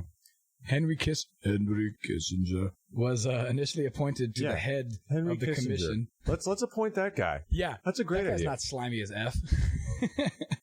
Yeah, they were gonna appoint him to the head of the commission. That's ballsy. I mean, right, dude? That's just not even trying. Like, exactly. And but obviously he was forced to resign because it's presumably because from pressure from the victims' family, because of his known connections with the Bush family, the Bin Laden family, as well as the Carlyle Group. So big time conflict of interest. Not my number one draft pick. Not my number one fantasy pick. No, not at all. The 9/11 Commission conclusion was written by a gentleman named Philip Zelikow, who's another Bush insider. And even some members of the 9/11 Commission, like John Farmer, Thomas Keane, and Lee Hamilton, were quoted as saying things like that the government lied to the media and that the government lied to us. I couldn't find like a solid lockdown answer, but it was between like $2 and $5 million on the fucking 9/11 Commission thing. You're like, really? Okay. But they sold a lot of books. They sold a lot of copies did. of that goddamn report. I saw it fucking everywhere. Yeah. I still remember. Yeah, they even made a comic book version in case people freaking were too dumb to read the thing. God. They literally had like a graphic novel version, bro. Oh. Yeah, it's pretty bad, dude. That literally hurts. That hurts, huh? Now, That I hurts. don't know what that says. Is that like our officials don't trust us, or that like we would be that we would accept, or is it worse that we would accept something like that? You know what I mean? Like, oh, shit is too hard to read. I need something with Spider-Man in it to fucking tell me about. Oh, there we go. Thank you. Is this edited by Grant Morrison? Awesome. And so I think at this point we should briefly kind of go back over the official story before we kind of go through the breakdown of why it's questionable. So the official story, of course, is on September 11, 2001, 19 Islamic terrorist hijackers directed by Al-Qaeda's leader Osama bin Laden forcibly took control of 4 commercial aircraft with box cutters and while evading NORAD, hit 75% of their targets. So the first thing we're going to pick apart is the no warnings claim. Because as everybody knows, everyone in the administration basically said that they couldn't even consider. Nobody could have seen this such a horrible plan. Yeah, couldn't have even fathomed it.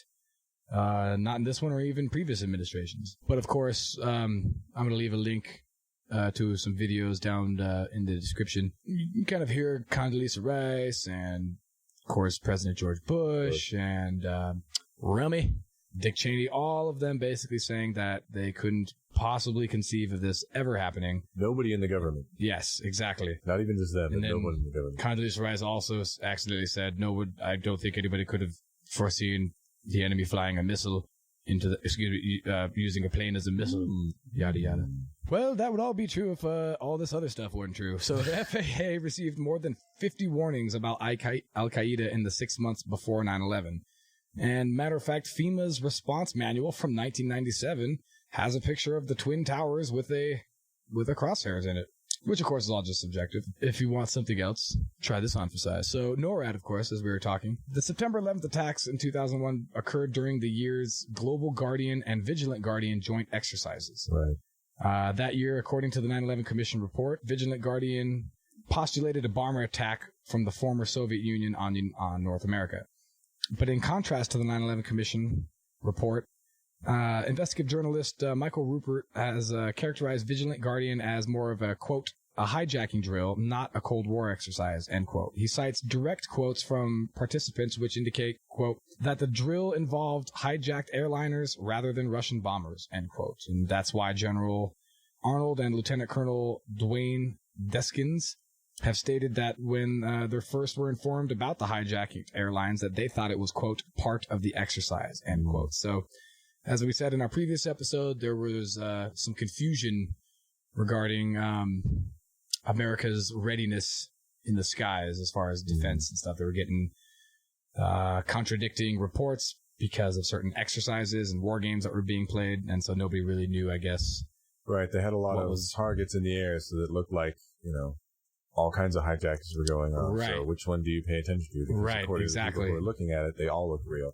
And matter of fact, there were at least 5 different simulations that were conducted by NORAD that were all early warning signs or whatever. So, for instance, there's something called Amalgam Virgo 01, which took place in June of 01, which had Bin Laden's face on the center cover surrounded by airplanes.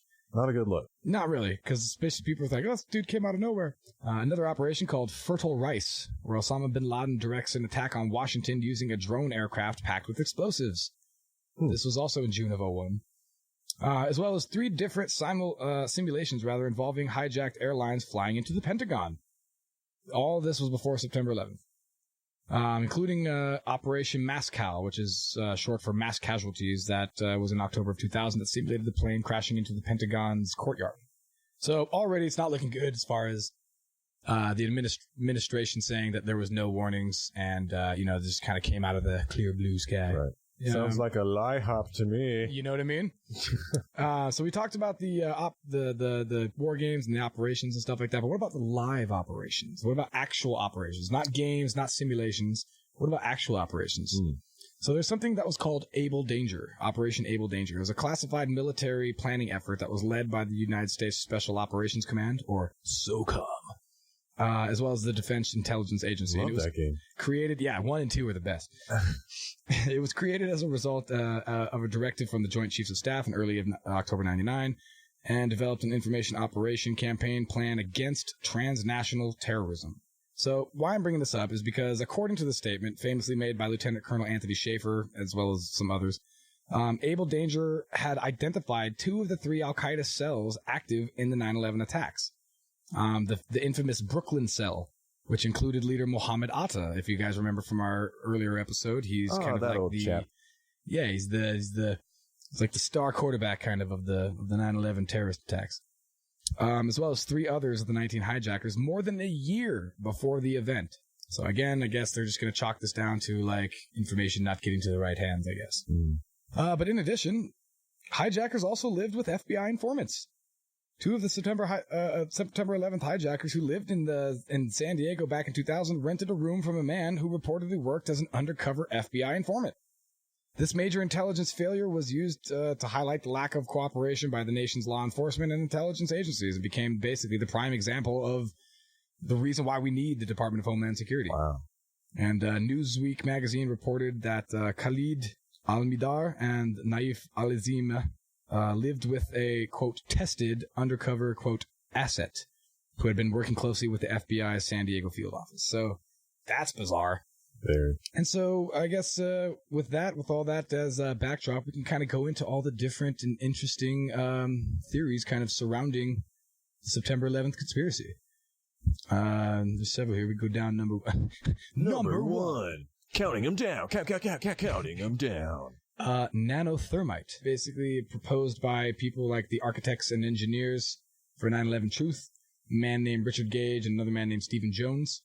And they basically believe that the orange flakes that heat up to 400 degrees and create kind of these micro explosions and leave like molten lead and white puffs of smoke were chief thing that brought the tower down, basically. Right.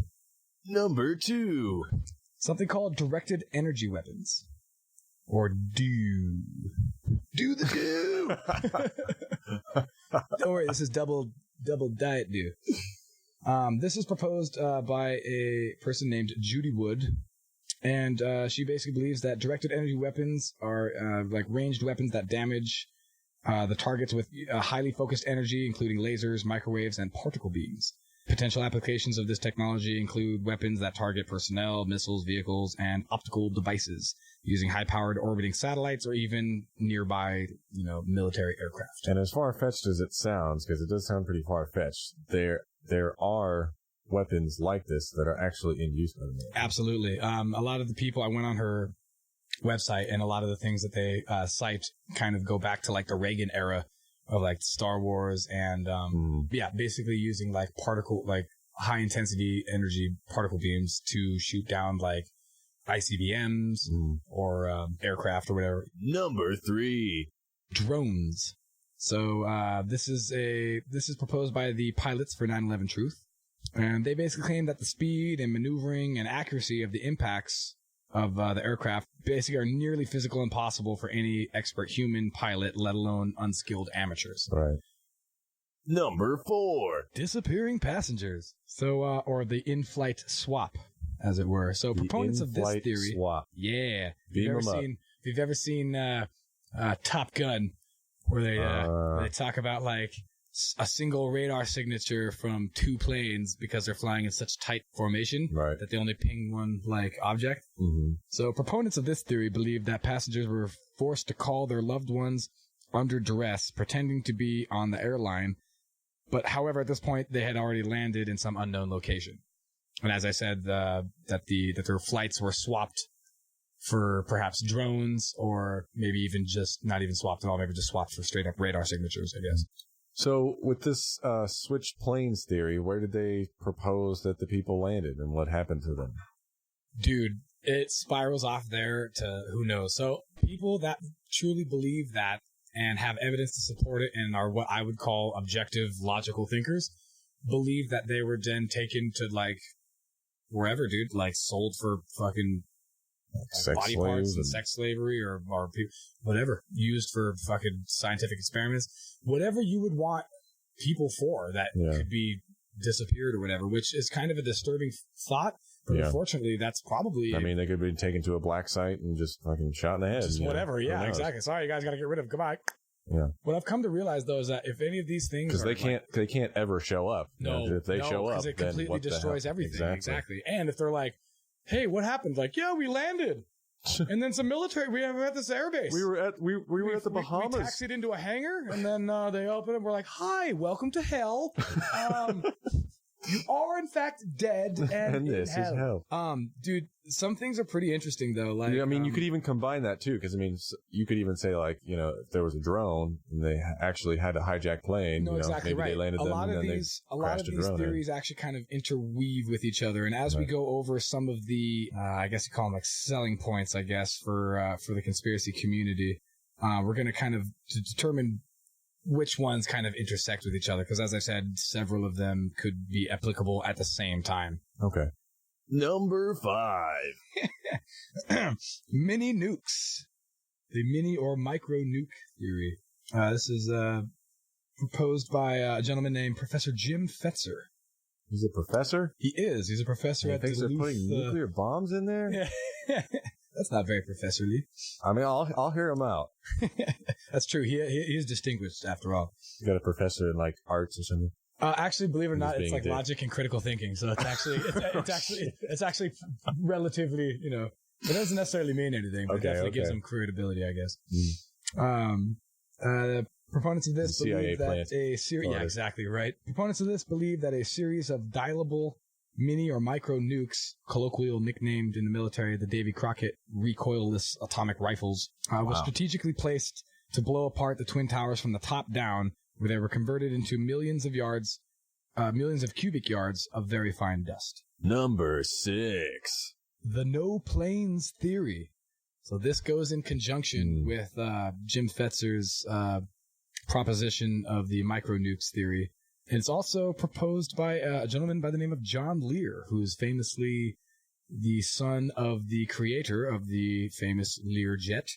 And this gentleman has probably more pilot experience than almost anybody in aviation that's living today. Wow. This guy, you may have heard his name if you're into any kind of UFO, Area 51, Groom Lake type stuff or whatever, because he's based out of Vegas.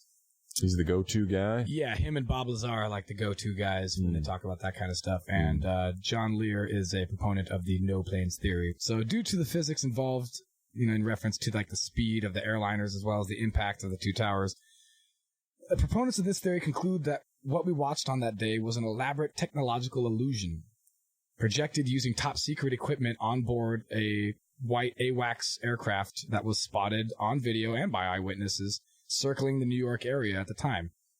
So if that sounds familiar, if anyone's ever heard of anything like Project Bluebeam, Like I don't know if we discussed it last time in the second episode. But Briefly. I think we name dropped. Yeah, we name dropped, I think. And I left like a link to certain things, but that's it. But yeah, again, it was one of those things that I was kind of looking into going like, that's ridiculous. It sounds ridiculous. It sounds super ridiculous. And then I was reading this article about how the Australian Air Force is able to which, I mean, if the Australian Air Force can do it, obviously we can. one would think. I'm not going to let those Aussies get They're upside down anyway. Gap. Yeah, what do they know? But yeah, able to project from a moving vehicle or whatever, projection area, project onto the sky a image that a third party from the ground can see, which is nuts. Absolutely nuts. Now, I don't know if the technology is be able to do that, and because it was caught on camera, it was caught, and that's what we're going to discuss a little bit later, whatever, is that like proponents of this thing would say like, well, if it was no planes, then are you telling me that like people snatched up all this footage and doctored it before it was released, or maybe they were doctoring it in real time, which both of those things kind of seem way more far-fetched than something that was literally there projecting something that the people saw and that the surrounding surveillance cameras also picked up, I guess. Right. I was going to say if you do watch the 10 frames of the Pentagon video, certainly so doesn't clear. Seem like a plane. You can absolutely tell the plane. There's the outline of the plane.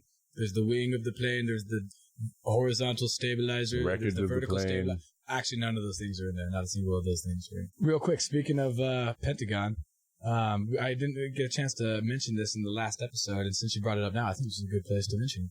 Remember how we said that many videos from private businesses, like hotels, were confiscated by the FBI, right? In addition to that, remember how Remy, day before, gave a press conference saying that they are missing unallocated black budget. Pentagon was missing $2.3 trillion of their black budget money, and that the computers that housed all this information was located in the very area that was destroyed on September 11th, right, by the Pentagon attacks.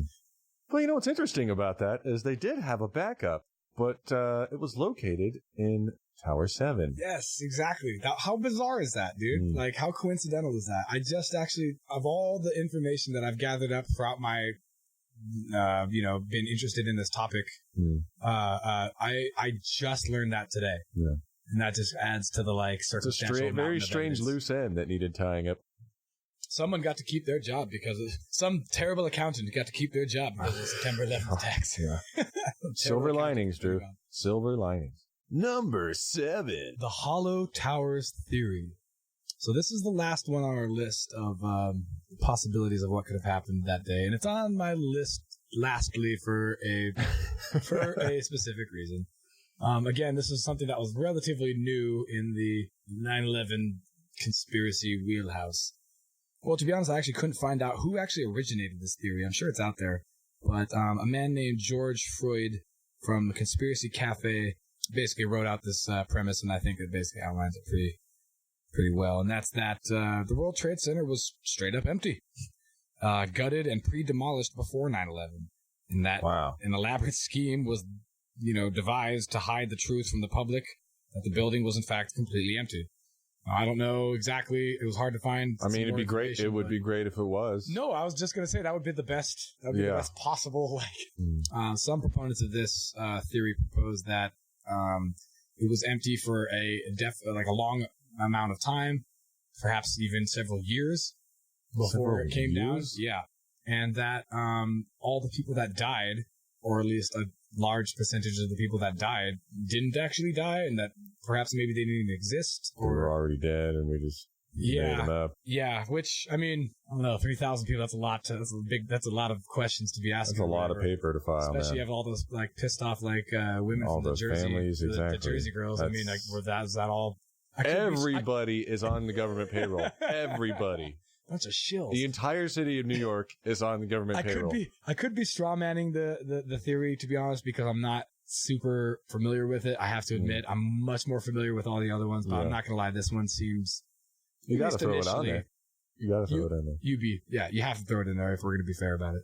Are we on number 8? No, that's it. No, that's it, bro. Thank God. Now we're just gonna go over some of the supporting evidences, and then we're gonna kind of decide which bit of information supports, which theory.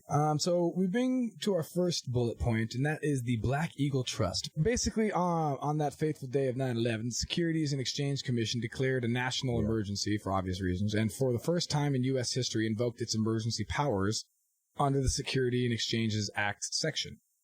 What it did basically was ease regulatory restrictions for clearing and settling security trades for the next 15 days. So these changes would allow an estimated $240 billion with a B in covert government securities to be cleared upon maturity without the standard regulatory controls around the identification of ownership. So basically what that all means is that because of what happened, procedures were rushed through to make sure that payments could be made to whoever particular parties. Yeah. Now, the Black Eagle Trust is basically a $200 billion secretive bond. It's basically a bunch of Cold War fucking money left over from World War II used to fight the Russians and shit that was like under the auspices of George Bush, the first president. And it was going to come to be paid due on that day, $250 billion worth, basically, that exact day. That's awfully convenient. Yeah, exactly. Some additional supporting evidence basically includes the fact that, Environmental Protection Agency and the administration, EPA, they lied about the dust, and they said that the air was safe even totally 3 months after. It was a big scandal. Unfortunately, 1,600 plus firefighters died from health reasons related to cancer, because of course the buildings were full of asbestos, and were going to be too expensive to remodel. Now all that asbestos is in the air, and everybody's breathing it, and the EPA is like, nah, it's cool, everybody go back to work. And basically, as of today, 70,000 first responders and residents of the area have suffered debilitating diseases associated with exposure to ionizing radiation, including pancreatic cancer, esophagus cancer, leukemia, multiple myeloma, and other diseases, unfortunately. That would kind of support the mini nuke theory if some of these people are getting radiation sickness or something. So now we're going to kind of break up these two supporting evidence columns into two groups, planes and the buildings. Okay. So another bit of supporting evidence comes in the form of the fact that the planes were flying too fast. So Flight 11 and 175, the ones that hit the towers, were going 470 and 590 miles an hour, respectively. Now, anybody that knows anything about, like, commercial air travel knows that they only go even that fast at, like, cruising altitude. You're basically ripping up in 35,000 feet. Yeah. Right. Because the air is thinner, higher away from the ground, so you're, fuel efficient. Exactly. Unfortunately, though, at basically, sea level, which by the time the planes came close to the impact zones, they were basically at sea level, you know what I mean? Maybe like 1,000 feet up tops. Well, the air is too thick at sea level, and so it'd be obviously difficult to control at that speed. And matter of fact, a lot of proponents think that the plane would fly apart, basically, under those speeds at that air pressure. Even if it wouldn't fly apart, that it would basically be impossible to control the aircraft. Yeah, the ailerons and the elevators and stuff would basically be too hard. It'd be too hard to pump the hydraulic fluid through to the flaps and giving you control. Right. So that would support the... And those planes don't really look like they're careening out of control to me. No, not at all. Matter of fact, they're coming in like dead on perfect, like the dude lined it up like it was a freaking sniper rifle. Right. The fact that the planes were flying insanely fast, and again, like I said, like if you do any kind of research into like how fast planes fly, when they're in the thick of it, as it were, at sea level, they fly much slower because they need to be able to, be controlled. They need to land. So this obviously lends credence to the drones theory as well as the no planes theory. In addition, some calls were odd or even not possible. When I say calls, I mean calls from the terrified passengers to family members and authorities while it was happening. Inconsistencies in the official story from the passengers, i.e., that the terrorists were wearing bombs, and as well as timeline inconsistencies that don't match up when they would say certain things like we're approaching this or I see, this beneath me or whatever. Right. And they're supposedly supposed to be somewhere at 9 whatever, but really they were this other place at 9:20 or, the timeline and the geography doesn't match up. But I got to say that I don't really necessarily know necessarily what that means because, presumably they were just reporting what they were witnessing. Maybe the terrorists didn't have a bomb on them, but maybe they were wearing something to convey to the passengers. Could have been, yeah. You know what I mean? To and make also, them afraid. They're Tell in them a all to panic. shut up and sit down, They're in a panic. They're not going to be the most reliable. No, not at all, witnesses. dude. Eyewitness testimony is actually like the worst. Yeah. The worst thing ever, actually, when you think of how like weird, like subjective human beings' minds kind of, especially under duress, Yeah. And how malleable memory can be and all that sort of thing. But I have in the description embedded a video that does a pretty good job at kind of poo-pooing the idea that the passengers were even able to make those calls in the first place. Some of them, of course, were able to make those calls from like the in-flight phones. You swipe a credit card on them or whatever. I don't even know if they have those anymore. I haven't been on a plane forever. So that way you can use the transmitter of the aircraft to kind of boost the signal of the call. Whereas if you used a cell phone, you would need to be, first of all, at a certain elevation to be able to have the line of sight towers or whatever the hell they call them, be able to pick up and transmit your signal and bounce it to the next tower and thereby keeping the call connected. Right. And like I said in the video, they do some kind of experiments. And of course, this is just purely subjective. I think they only do. They took 3 different cell phone carriers, not just like 3 different phones, but 3 different like planned like Sprint, Verizon, AT&T, up into a little single engine Cessna, the same kind of plane that the pilots couldn't fly. Couldn't even fly. And basically kind of figured out that I think it was like above like 7,000 feet or 10,000, way below the like cruising speed when the planes were hijacked. Lost, like 100% lost signal, because the transmission towers weren't able to do it. They're not designed to do that, obviously, exactly. And so that kind of, because I don't know if anybody remembers, but before 2001, it was basically impossible to make a call from a plane unless you actually used the in-flight phone. And so some of these people that think that these calls are fake kind of cite the fact that not only are the calls perfect, that there's no like distortion or one of the people that was performing the experiment and was listening to the phone calls kind of stated that like it sounds like they're in the other room, as in like the call is so clear, that and some of these people were on the phone for 20, 30 minutes sometimes where it never lost connection, which is again one of those things like I mean I'm not an expert, so I don't know, but it's definitely something that sticks in my craw. So this leans credence to the drones theory, passenger swap theory, as well as the no planes theory. So what we said earlier as far as, that they were landed and that they were forced to make phone calls to their family members to kind of like sell the story, I guess, or whatever. And who knows what happened to them for real. So another piece of evidence is been kind of colloquially named the pods. And that's Odd people?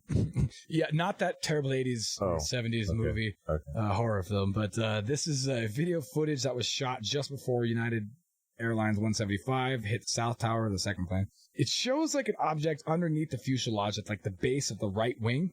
Oh, yeah. And proponents, they claim that like no such object is on a stock Boeing 767, which is true. There isn't, that doesn't exist on a commercial 767. Right. They speculate that this, quote, military pod is like a missile or like a bomb or like some sort of piece of equipment, maybe for like an airline or mid-air refueling tanker or something like that, or maybe like a transmitter for drone, the flying of the drone, which you don't even need that because, like I was saying before, how my stepdad was a pilot for Southwest, he was telling me that, and this is way before September 11th, at least like 97, 98, that the GPS and autopilot systems were so sophisticated that they could take off and land and obviously cruise and fly, because that's what they do, completely by themselves, but they're not allowed to for insurance purposes. That makes sense. Which, yeah, exactly. So if you were to hypothetically want to set up this plane to fly itself, you wouldn't need this. You wouldn't need that giant pod. No, not to mention everybody would be looking, going like, what the F is that? Yeah. Of course, though, that does kind of support the drone theory, or I guess it could also support the like no planes theory, I guess, of just maybe the image that we're seeing is like distorted. Right. It wasn't perfectly like projected. Right. But in fact, the photo most likely reveals only the Boeing's right. It's called a fairing, and it's like a pronounced bulge. It's a pronounced bulge. that contains like the landing gear in it, and basically the sunlight reflecting off of it, giving it like a weird kind of exaggerated look. So now we're going to go into the buildings section. And the first bit of supporting evidence for the conspiracy of the building section is the tower fires. So, Marcus, how many skyscrapers have had total structural failure and progressive collapse because of office fires? Like, how many before September 11th? And then how many since September 11th? 0 and 3, yes, to my knowledge. Exactly. So those are the only 3 that have well, okay. To be honest, I actually found possibly one more in São Paulo, Brazil, and that was like, I think 2017, maybe, or whatever. And I'll show you the video later. Dude, it's from top to bottom inferno. Right. Not like fires on 10 floors or 20 floors or even 30, like top to bottom inferno. And then it like collapses, kind of like Building 7, I guess. So NIST's 6-year investigation of the 3 towers. Wait, I've got it. Number 8. The buildings were engineered to fall. Oh my God, dude. It's funny you say that, because when I was having this discussion with my brother years and years ago, dude, this fucking guy said that it was more plausible that there were already bombs in the building, not because they wanted to bring the towers down, but because in case they needed to bring the towers down. Now, if you're super confused of what the fuck I just said, just hold on for a second, because it gets like, it's super bizarre. So he was saying that basically it's more plausible to him that all over New York, and presumably all over the United States, wherever there's like buildings over 100 floors or whatever his whatever his like consistency would be, that all of these skyscrapers have explosives laden in the building in case they need to bring them down in a controlled fashion safely because of fire or planes or terrorism or whatever you want to say.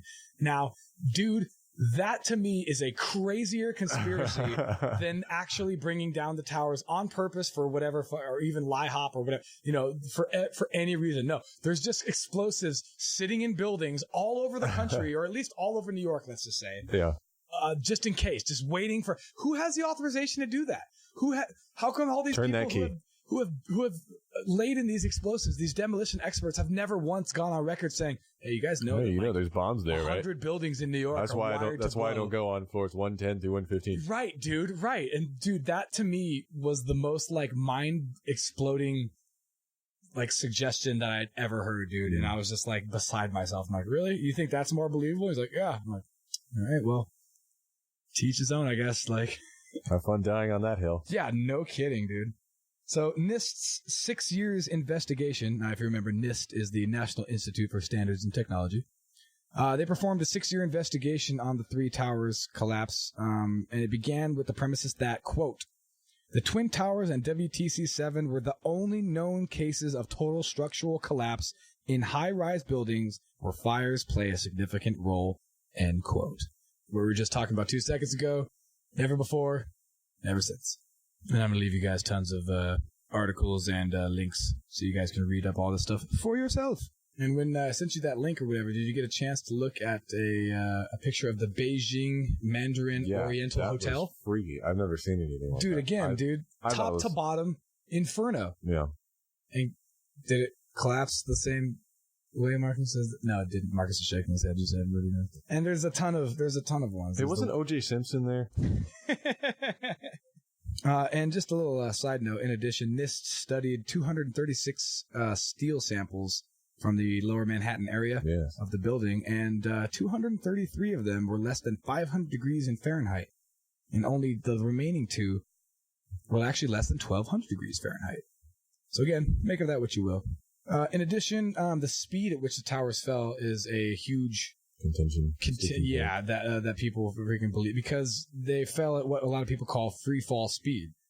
And I've heard a lot of people kind of say things that are kind of trying to poo-poo these people that are saying that it fell at free fall speed by saying like it actually fell at like, physically appropriate for the collapse. But I mean, you can watch the video. One's 9 seconds, one's 11 seconds.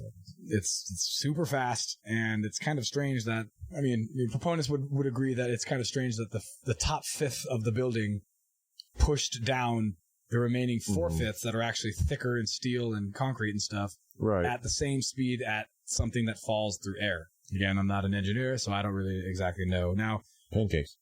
pancakes, exactly. Now, this would lend credence, of course, to the mini nukes, the directed energy weapon, or just conventional explosives, even the nanothermite theory.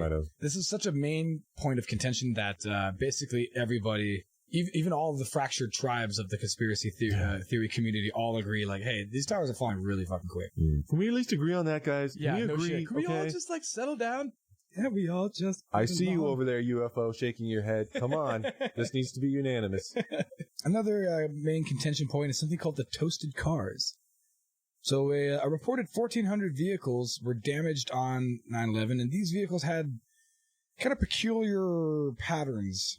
As a matter of fact, some of these cars were as far away as the FDR Drive, which is like 7 blocks from the World Trade Center along the East River. The surrounding area is not like melted, like the asphalt surrounding like posts and stuff. It's super bizarre.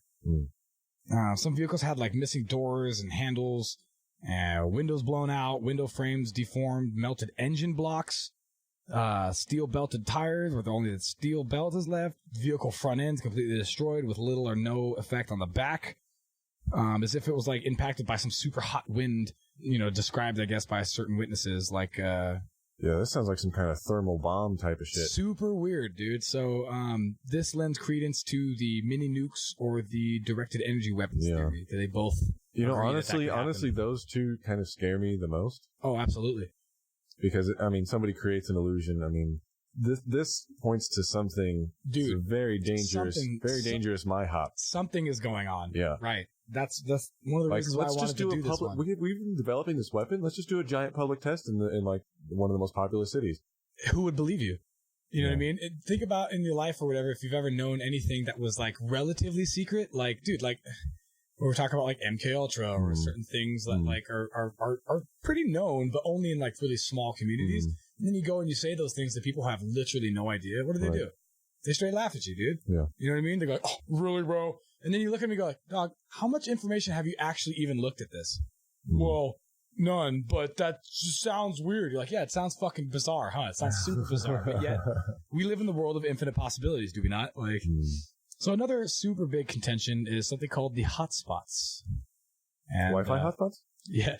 No, this is far less awesome. So, these like satellite infrared thermal images persisted until Christmas of that year, despite, millions of gallons of water being dumped on it, as well as like several rain, events that happened. Basically, this lends credence to the firefighter testimony of witnessing molten steel running through, quote, running down the channel rail, quote, like lava, end quote, while they were trying to get people out of the basements. Have you not seen this video? So you're saying there's like thermal readings from satellites, dude. I tried to get the picture or whatever, but it was hard to find or whatever. All I could find was the firefighters talking about the lava in the basement. I've never heard of any of this. Really? Yeah. And what sucks is that there was another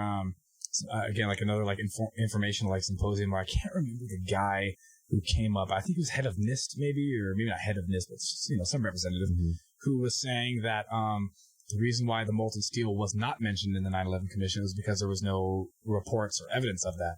And it's like, well, dude, what do you need more than freaking firefighters' eyewitness accounts or whatever? You know what I mean? Which, don't get me wrong, like we said earlier, eyewitness testimony is not exactly like, but they're firefighters. Hardcore credible, but like, dude, how do you misinterpret seeing lava flowing?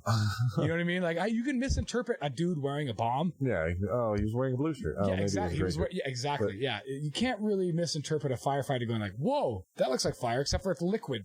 Yeah. Running down the channel rails. So, again, I tried to find the satellite images, but all you nerds out there in the internet podcast land, I'm sure can freaking find it. But I've put down the links to the firefighters' testimony.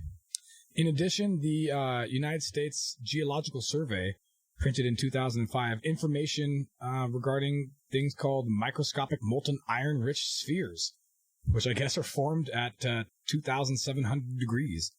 So way hotter than all the conventional office fires or jet fuel that we were talking about earlier. So the elemental composition of this metallic microspheres that were found in the WTC dust matched that of metallic spheres produced by a thermite reaction. Proponents of this theory basically say that this is what they call super thermite, which has some sort of additive to it to make it even more like explosive because it's like molecular. It's able to like burn faster and hotter or whatever. Apparently they say that it burns faster than the speed of sound and like skips a state from like solid to gas and just goes so fast that it just liquefies stuff. Presumably this would support the nanothermite theory, or even I guess the directed energy weapons theory. And finally, the United States Geological Survey also did studies of 35 locations in Lower Manhattan, and they found different quantities and correlations of some kind of bizarre elements, including barium, strontium, thorium, uranium, element 115, lithium. Oh, how fucking cool would that be? I know it. Lithium, lanthanum, chromium, and trinium. And some of which of these only exist in radioactive form. And though they found in relatively small amounts, the fact that they're there is super bizarre. The fact that they're there at all is strange. And so this would lend heavy credence to the micro-nukes theory, or mini-nukes theory. Which is funny, because I kind of had the realization that, like, okay, so the United States Geological Survey is a government institution, right? Right. Why would they be... So there's one government institution saying, like, hey, this is the official story, and another government institution saying, like, hey, we have this information that kind of, at least mildly, contradicts the official story. So kind of, in conclusion, Marcus, I know you haven't gone through this conspiracy, like, with a fine-tooth comb the way I have, or whatever, but with the limited information that you have absorbed recently, what do you think happened? You want me to go on the spot? Yeah, and for sure. definitively say? It's all good. Okay. Yeah, of course you do. I don't know. The more I learn about it, the more. Do you think anything actually happened? Give me your full, like, Okay. I can nail down some things. I couldn't tell you definitively everything. Obviously, but definitely, the towers went down. They were real towers. People actually there were died. People in there, yep. Yeah, people actually died. I believe that too. As terrible as that is. Some planes disappeared. I know that. You can't say that the planes were never there. I forgot to mention, and I don't know if we're going to be able to put this in, but all of the flight registries weren't deregistered until 2005. Yeah. How bizarre is that? Whether it was a lie hop, a my hop, or just buffoonery, it was not clean, and who the fuck knows? So, I also have obviously no idea what the fuck happened, but based on just like what things have happened before with like Operation Northwoods and stuff like that, based on what we know already, also based on who kind of, what's the Latin term, qui bono, who profits or whatever. The only people that profited from September 11th in the long run, technically, was like the United States, Israel, and Saudi Arabia, I guess, because we kind of started cleaning up, quote unquote, cleaning up the Middle East. Right. You know what I mean? Redrawn the maps. Yeah, redrawn maps, balkanizing countries and stuff like that. That wasn't our policy before. Right. That's kind of what I was going to say is either what whatever happened, we definitely use it as a launching point. Exactly. Even if it was organic, what Rahm Emanuel famously said, never let a good crisis go to waste. Right. As in, like, for instance, if we're going to use it in reference to the September 11th attacks, it's like, oh, we had no idea this was coming, but man, isn't that convenient because we have this plan that we want to use to freaking go and invade all these countries and take over all these resources. And I mean, to me, that's kind of where I landed on it before I did more of the conspiracy research. That makes the most sense. Because that's the most believable, rather. Because the way that they proceeded after 9/11 happened into going into these wars and stuff. Immediately, like, without any investigation, basically. Yeah. Like, we know who did it, let's just go. Yeah, and then, then they split off and did Iraq, and, And everybody was like, what? Yeah. It's not very, like I said, if it was organized and planned, it's just not very neat. It doesn't make a lot of sense. It's not written by, like, a person who's, like, an author of, like a novelist. You know what I mean? Like, the plot is very, like, it's very loosely affiliated. You're like, wait a minute, why are you guys going to do all this stuff off the back of this other thing? That doesn't make any fucking sense. Like, I think the most logical thing would be that they knew that certain, let's call them terrorist entities, want to strike at the U.S. Well, let's help them. Let's bring them over here, and however you need to do that, whether through, some intelligence agencies that are like, no, actually, we're this like offshoot of Al Qaeda operating in the United States. Come over here and we'll help you like get like shit going or whatever. But in reality, they're working for the fucking CIA, dude, right? You bring them over here, you train them, right, and you basically have them run drills where they do things. Maybe they were actually planning to do that, and then they're like, these guys suck. Let's just do the drones. I think they did the drones on purpose just because they went as what's it called, insurance. Yeah, well, maybe it was a combination. That's kind of exactly what I think. They had the explosives in the building. These guys running these drills. They had the drones. They're training them. They put them up in the plane. They're like, okay, we're taking over the plane. They planted the evidence. Or whatever. And then like, okay, just to make him feel good. Training look at over. him. He thinks he's doing this. Training over. Wait a minute. Why isn't this yoke on this airplane moving? We're going to try to fly. Shit. It's not moving. Oh my God. This thing is drone flying. And oh my God, there's a tower caboose. And then they just have, and then you just put all this freaking evidence in their like bag that didn't make it on the plane, quote unquote. Yeah. That's basically pointing in one direction. And then you use this terrible catastrophe that people don't really know anything about. Arab terrorists. Why they hate us? Oh, it's our freedoms. Oh, okay. That makes sense, I guess. Not really. And then they jump off the back of that horrible event or whatever, where they didn't like plan it necessarily. They let them plan it. They just kind of helped them carry it out in order to kind of achieve their geopolitical goals or whatever. Now, obviously, that's like talking a lot of shit. That's like saying that members of the military, of the government, of our officials and administration knew that 3,000 fucking people were going to lose their lives or whatever, or at least a percentage or whatever. Now, again, the whole thing about like the planes being relatively empty and the towers, thankfully, that day being relatively empty is all good stuff, all good things or whatever. And maybe they kind of sought out to make sure that to minimize casualties. Yeah, or whatever, you know what I mean? Which, I mean, obviously is better than having a major casualty event where, as I said in the first episode, where there's suspected almost 100,000 people might be in the rubble because of the fact that like 50,000 work there in the towers every day, right, as well as like 90,000 people visiting it every day or something like that. So, I don't know. We're going to leave it there. And you guys decide for yourself whether or not kind of what was going on. I can't really, I don't know if either of us can kind of make a determination on what one, we have this confusion and now we're passing it on to you. There you go. Have fun with it. Do with it as you will. You can pick one or all of the freaking 7 possible theories or whatever for all I care. But, I don't know what happened, but some fuckery is afoot. You decide. Until next time. Goodbye. But the answer is in clear view. It's amazing what you'll find face to face. It's funny because our most listened to episode was our first one, which has the most like shitty like fuck ups in it. And that's interesting. Yeah. Maybe people were like, okay, I got to start from the beginning. And then they listen to the first one like, Yeah. A lot of people actually do that. Because I mean, that's what I would do. I'd be like, okay, that's hilarious. Start. Yeah.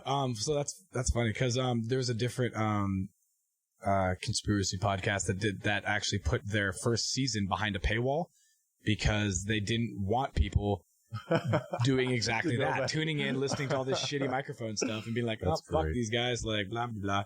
Which is funny because it's like, guys, like you don't think that like people get better? You just think they're just gonna consistently stay shitty like through every episode? But people do have short attention spans. That's true. Yeah, and it starts they to complain drop about off. how little time they have, and then they go spend 6 hours on Facebook and YouTube. Yeah, it's so true. Well, I might want to even take down the first MK Ultra one after we've had the first year because I want to actually do another one. Anyway. Do a MK Ultra times number 2, right. MK Ultra harder episode, and maybe we'll just replace Ultra Ultra or we could even like redo it. I can and then we can like bring somebody else in who isn't familiar with anything. Word. You know what I mean? Just to kind of bounce more ideas off. And then that might be like... I was surprised at how many people I talk about MK Ultra to, and they have no idea. No fucking idea, dude. Bro, I'm the same way with Edward Bernays. When I found out who he is, what he does, and what he was responsible for, it blew my mind, dude. You know who he is. You just don't know who he is. No, exactly, dude. No, you're well aware of this guy. You just don't know his name. Like, or that he even was one person that existed, like, that did all this shit. You know what I mean? Like, literally, the face of American modern consumerism, marketing, and commercialism is thanks to one fucking guy, which is kind of crazy. Well, whenever you're ready. Well, I'm going to get a beer.